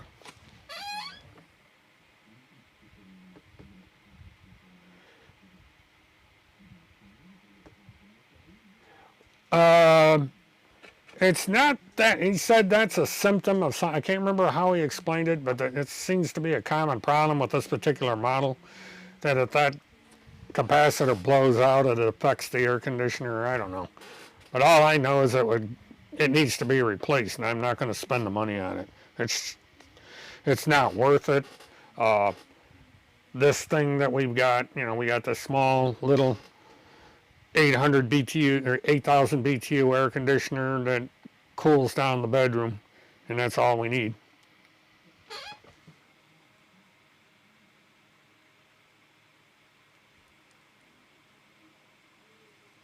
I doubt it. I think it's a real person, because the questions are too specific.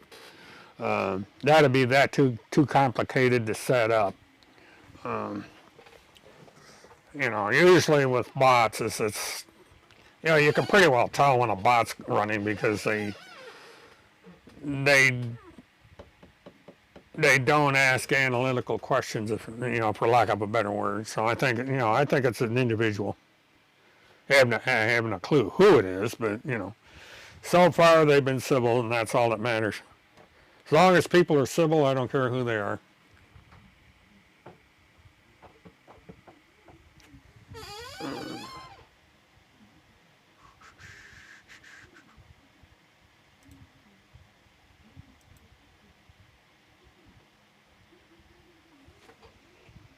Interesting.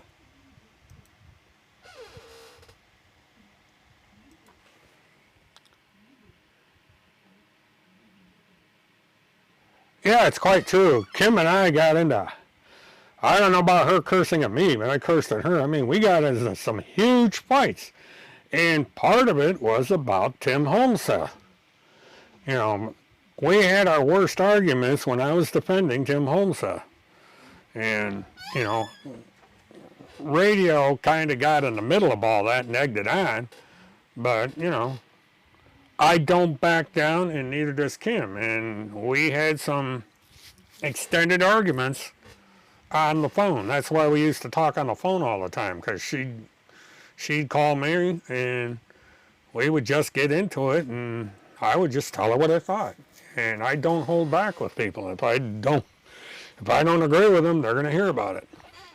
And you know, and basically, we're at a point where we agree to disagree on some things, and she has her thing in Fort Lauderdale, and I have my thing here. We don't talk regularly, just every once in a great while, and that's about it. She might, because, as she gets older, you see, right now, she's just a young 16, 17, 18, she's older now, but I think as she gets older and as she matures, when you get over the age of 25 and you get up into 30, 35, 40, I think, things start to weigh on you, and, if she has any part in what happened to Haley, I think she'll confess. It's just, people change over a long period of time. Maybe she'll come up with something to try and gain time or something.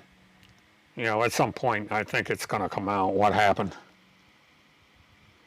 I would hope that she would confess, because, depending on the circumstances, the worst she could have been charged with was manslaughter.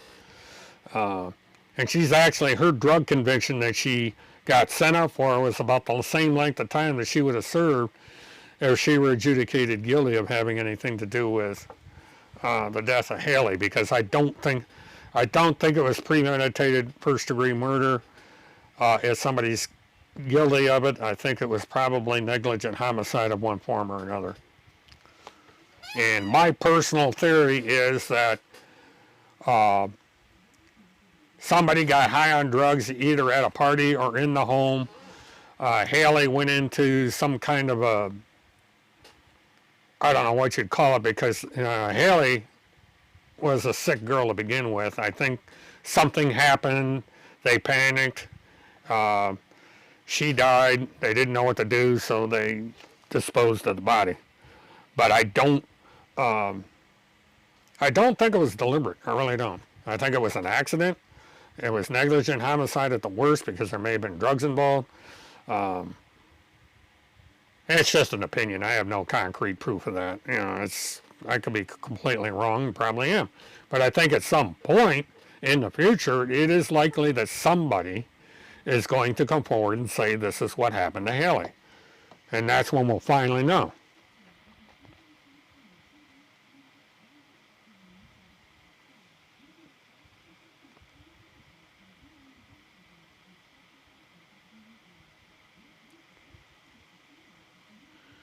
Well, man, I think the person is spacing themselves out enough.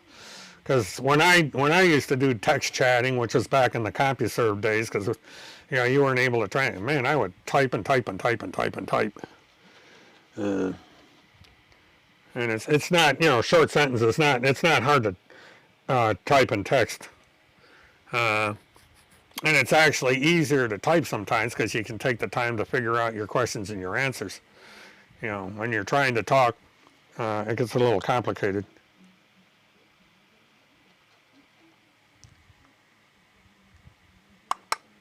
I'm in control of your RSS feed.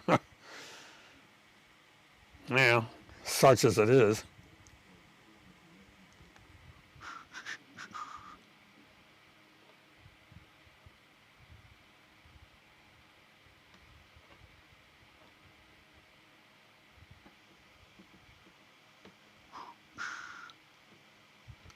Boy, somebody just retracted a whole shitload of messages. Wow.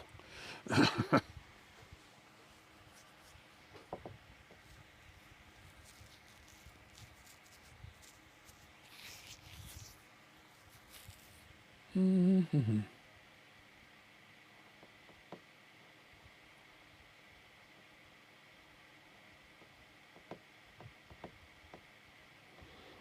Yeah, that's a limitation of YouTube, is having voice chat. That's why people go to Zoom and some of the other things.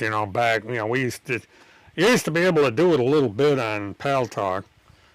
They had a walkie-talkie feature, which made it a little unique. Because I remember we used to have conversations between each other on my live stream. So Facebook's got a feature that's similar to that. Zoom has got stuff like that, and there's other places that have that. But that'd be another step down the road.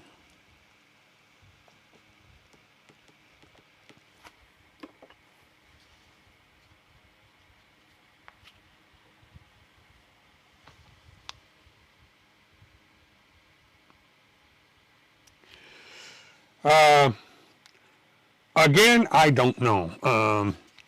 I think it's kind of silly to be obsessed about it. I mean, what's the big deal about somebody in their underwear? I mean, I've seen videos that are worse than who people say that Tim is, or that Levi is. I just think it's a silly obsession to be thinking about stuff like that. So, in the end, it doesn't matter.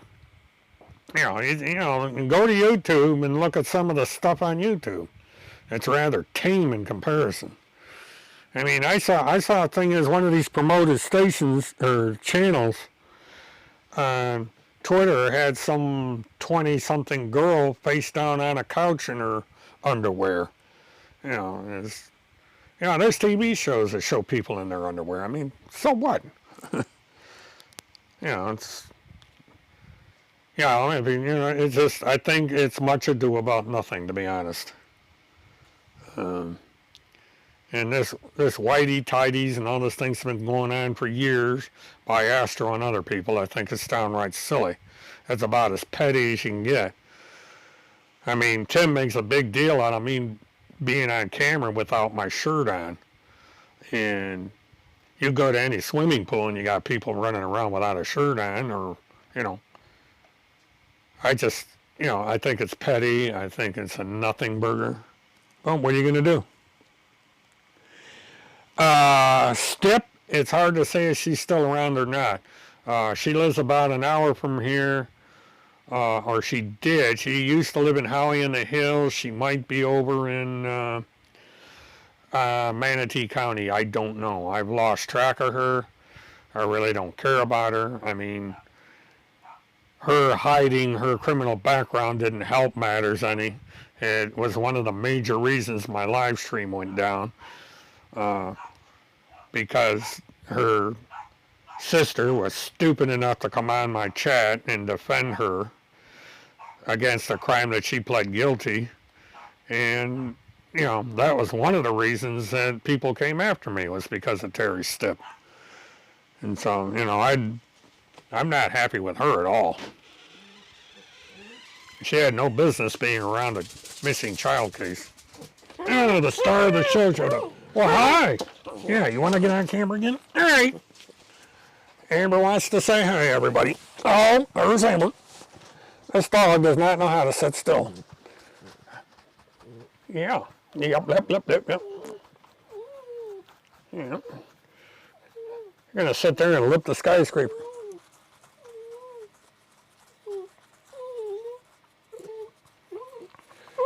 Yeah, there's probably either dark blue or black breeze of the picture that I've seen. I was told that there were 3 or 4 pictures around, but I've only seen the one. But Astro used to call them whitey-tighties for whatever reason.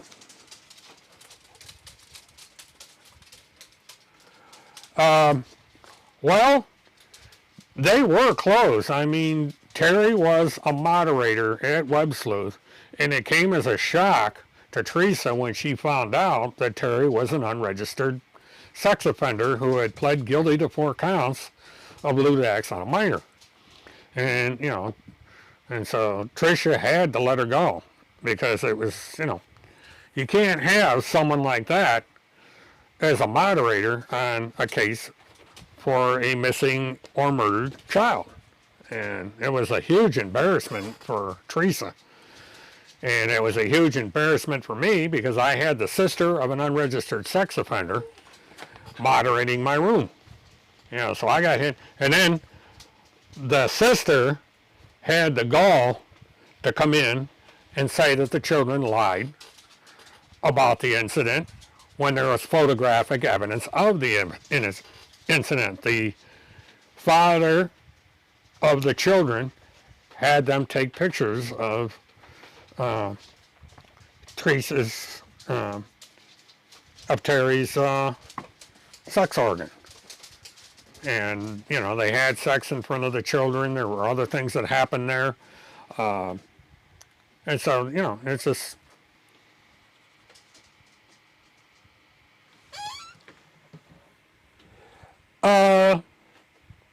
Yes, I do.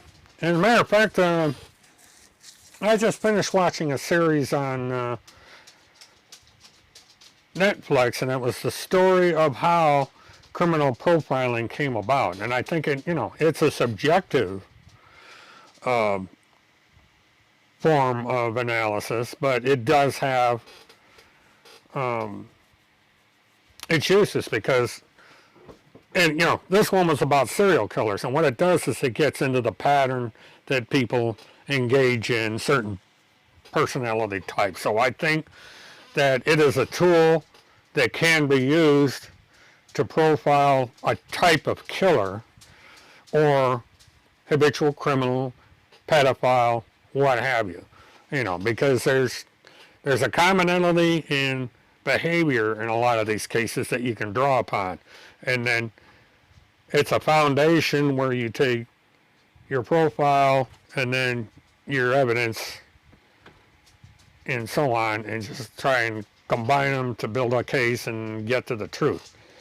It's not a one for all where you profile someone and that's your conclusion you take and you have it coincide with your forensics, your hard evidence, testimonial evidence, witness evidence, and so on and so forth, circumstantial evidence, as you might want to call it. Combine that all together to come up with your best argument for solving the crime, coming up with a whodunit, and ultimately putting a person or persons on trial for the crime. And then it's up to the jury to decide one way or another. No, I'm not. I do not like Rush Limbaugh at all. I've never liked Rush Limbaugh. I used to listen to him when he first came about. And I have no respect for Rush Limbaugh. I do not like him at all. I don't listen to him.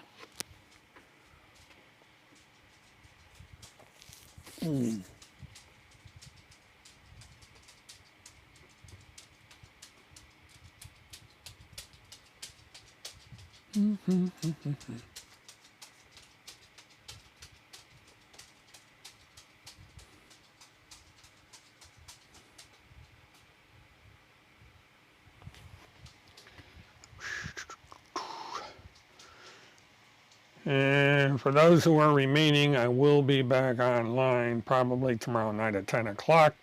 Now, sometime early tomorrow, I'm going to do a test Mobile-thon using my smartphone. I'm going to do a live stream, but it's probably going to be over on Twitter because I'm not at the point where I can live stream mobile on YouTube yet.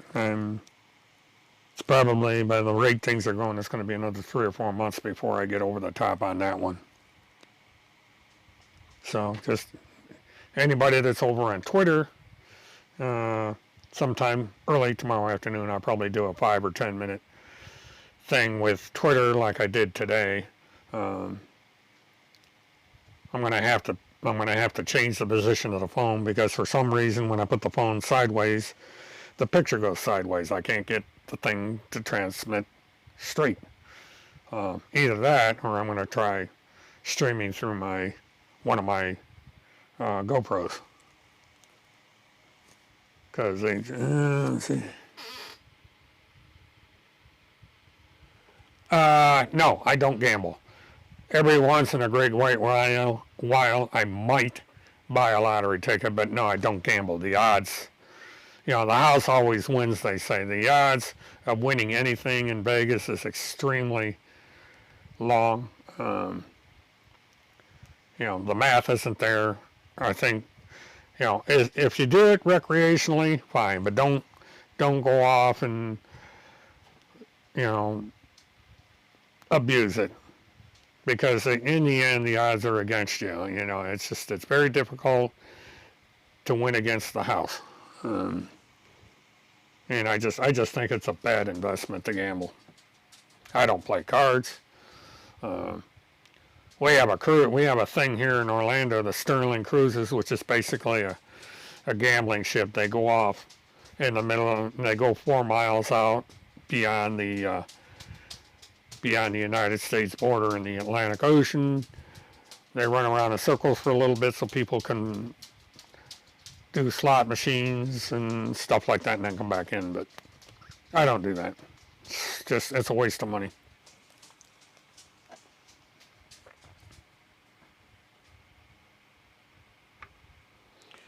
And actually, I haven't been to Las Vegas, ever. I've gone through Nevada, but I've never been to Las Vegas. It's one of those places I just never got to. If one wants to gamble, you can go out to Branson, Missouri. It's about a day's drive from here, maybe a little longer than that. They used to take, I don't know if they still do, they used to take people up there on gambling trips. You'd take a bus up there, spend the day, and come back. I think it's kind of a waste of money to spend all day to go up there, pay for a charter bus, go up there, lose all your money, and come back. But people do it. And it's usually old buzzards my age that do it. What's so funny?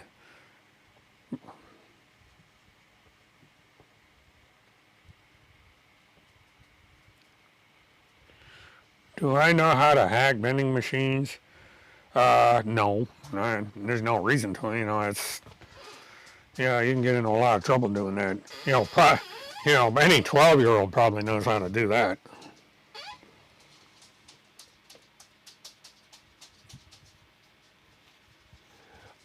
I don't think he does. I think the only reason that he got involved in that lawsuit, Robert David Steele is the one that brought those two together. And the lawsuit had to take place in Virginia for two reasons. First of all, because that's where the headquarters was. And second of all, Biss is only able to practice law in the state of Virginia.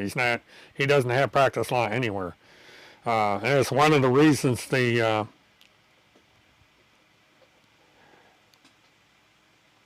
probably right. I'm not into gambling, so I don't pay attention to that stuff. But getting back to Biss, he got involved with Devin Nunes in the lawsuit against the online cow. So I don't know where that one went, but I don't think he represents Homeseth anymore.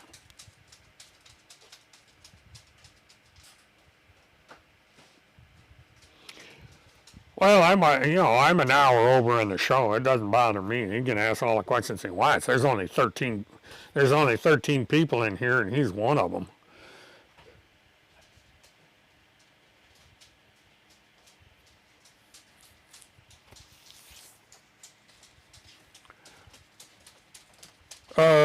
I don't know if Timothy is friends with Steele or he's just a convenient. I think they've moved on from each other. Steele, he's involved with this thing with Devin Nunes, and so I think Homeseth is a lost cause because he can't practice law outside the state of Virginia. He would have to come to Florida, and that's not going to happen. Well, now they're really, this is not an exclusive subject, and he is talking about Tim to some degree because this is that lawsuit that Tim Homeseth did against me and Kim Picasio. And if it wasn't for this troll, I would have logged off an hour and a half ago.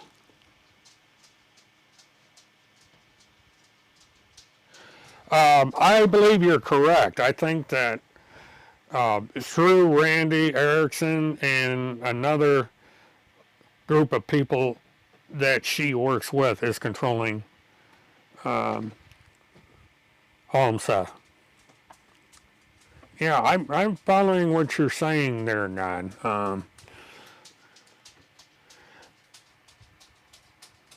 I don't know. I doubt it. But a lot of stuff has come out lately that makes it has to make you wonder. I think there's something going.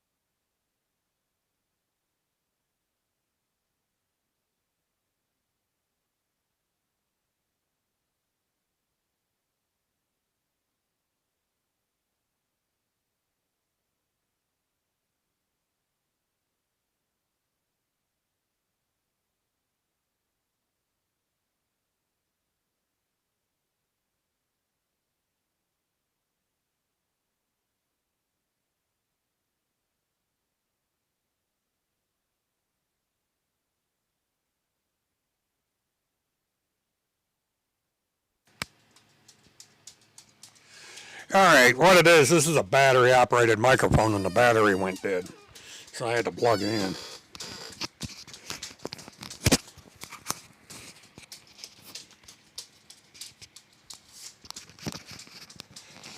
Well, I'm on a learning curve because I've completely changed my equipment around.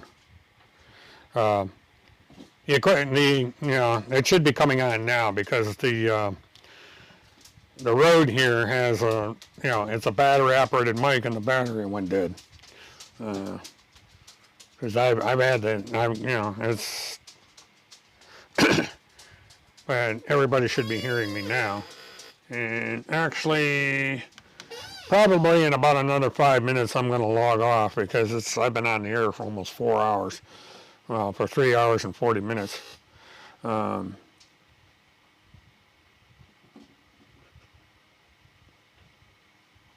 Yeah, the battery went dead for a second there, and I had to plug in the wire here. It's possible he's being fed a script. I think that somebody might be writing some of these articles for him. I know he is not running the High Command YouTube channel that's being run for him.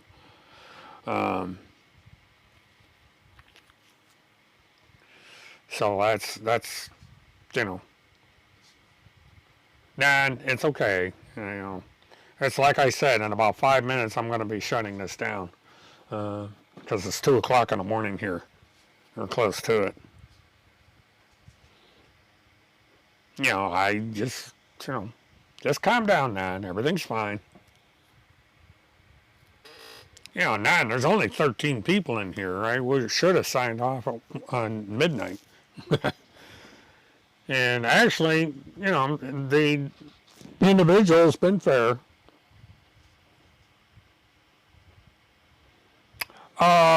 There's a possibility I might. It just depends. It depends on what's going on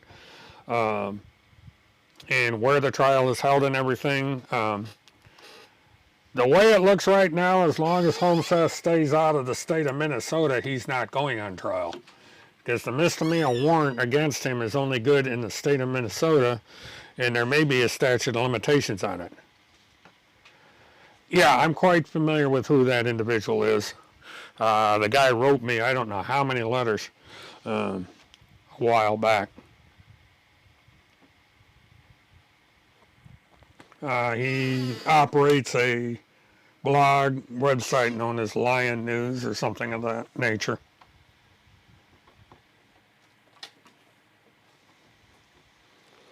Yeah, if I remember correctly, he was involved in some way with Denise McConnell.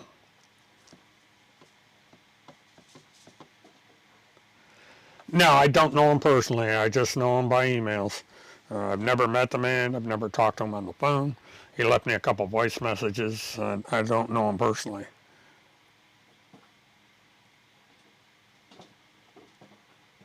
Oh, you know him personally, Kev. Okay, I didn't know that. But I don't know him personally.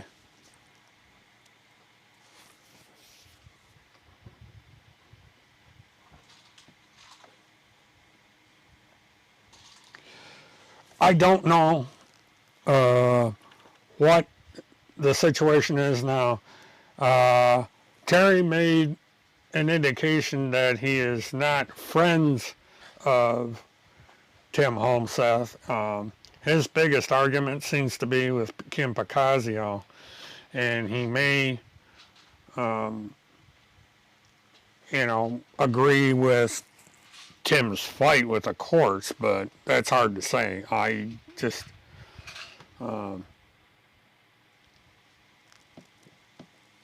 Terry is one of these people that's kind of hard to define, and I just prefer not to have anything to do with him. He rubs me the wrong way.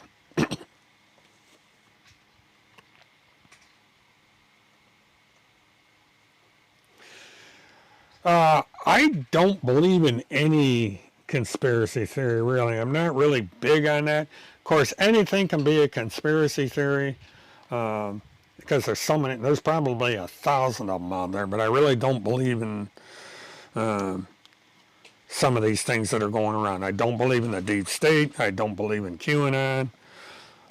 Certainly don't believe in what Tim Holmseth talks about.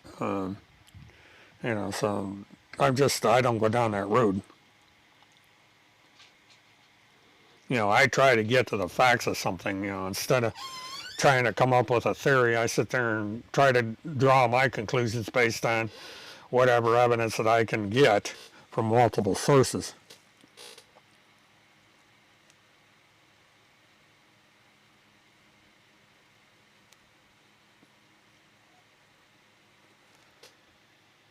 Well, Chat, the thing of it is I don't like some of the tone of the letters that Terry sent me. And he just made some comments that kind of rubbed me the wrong way.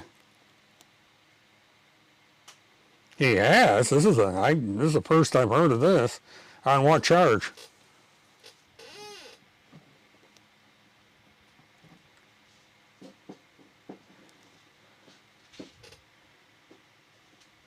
My numbers upticked for some reason. A couple people anyway.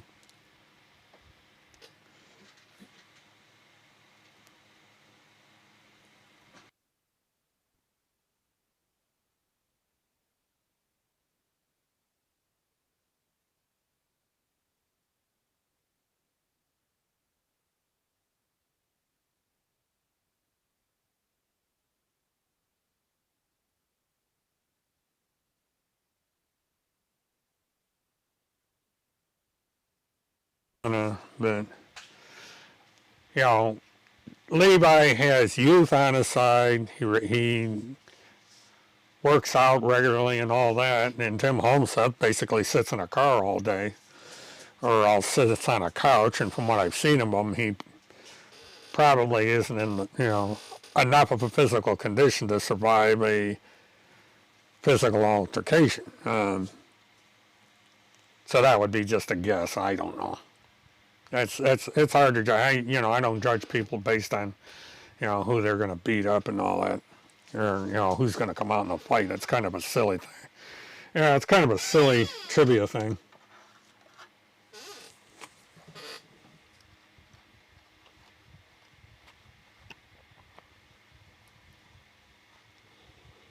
Yeah, that's like trying to say, get a matchup between me and Tim Holmseth in a fist fight. He's younger than I am, and, because of that.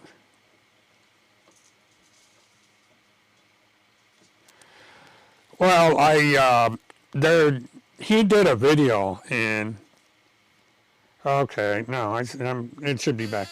But I'm gonna have to call it, guys, because the battery's gonna go dead in the other half of the microphone.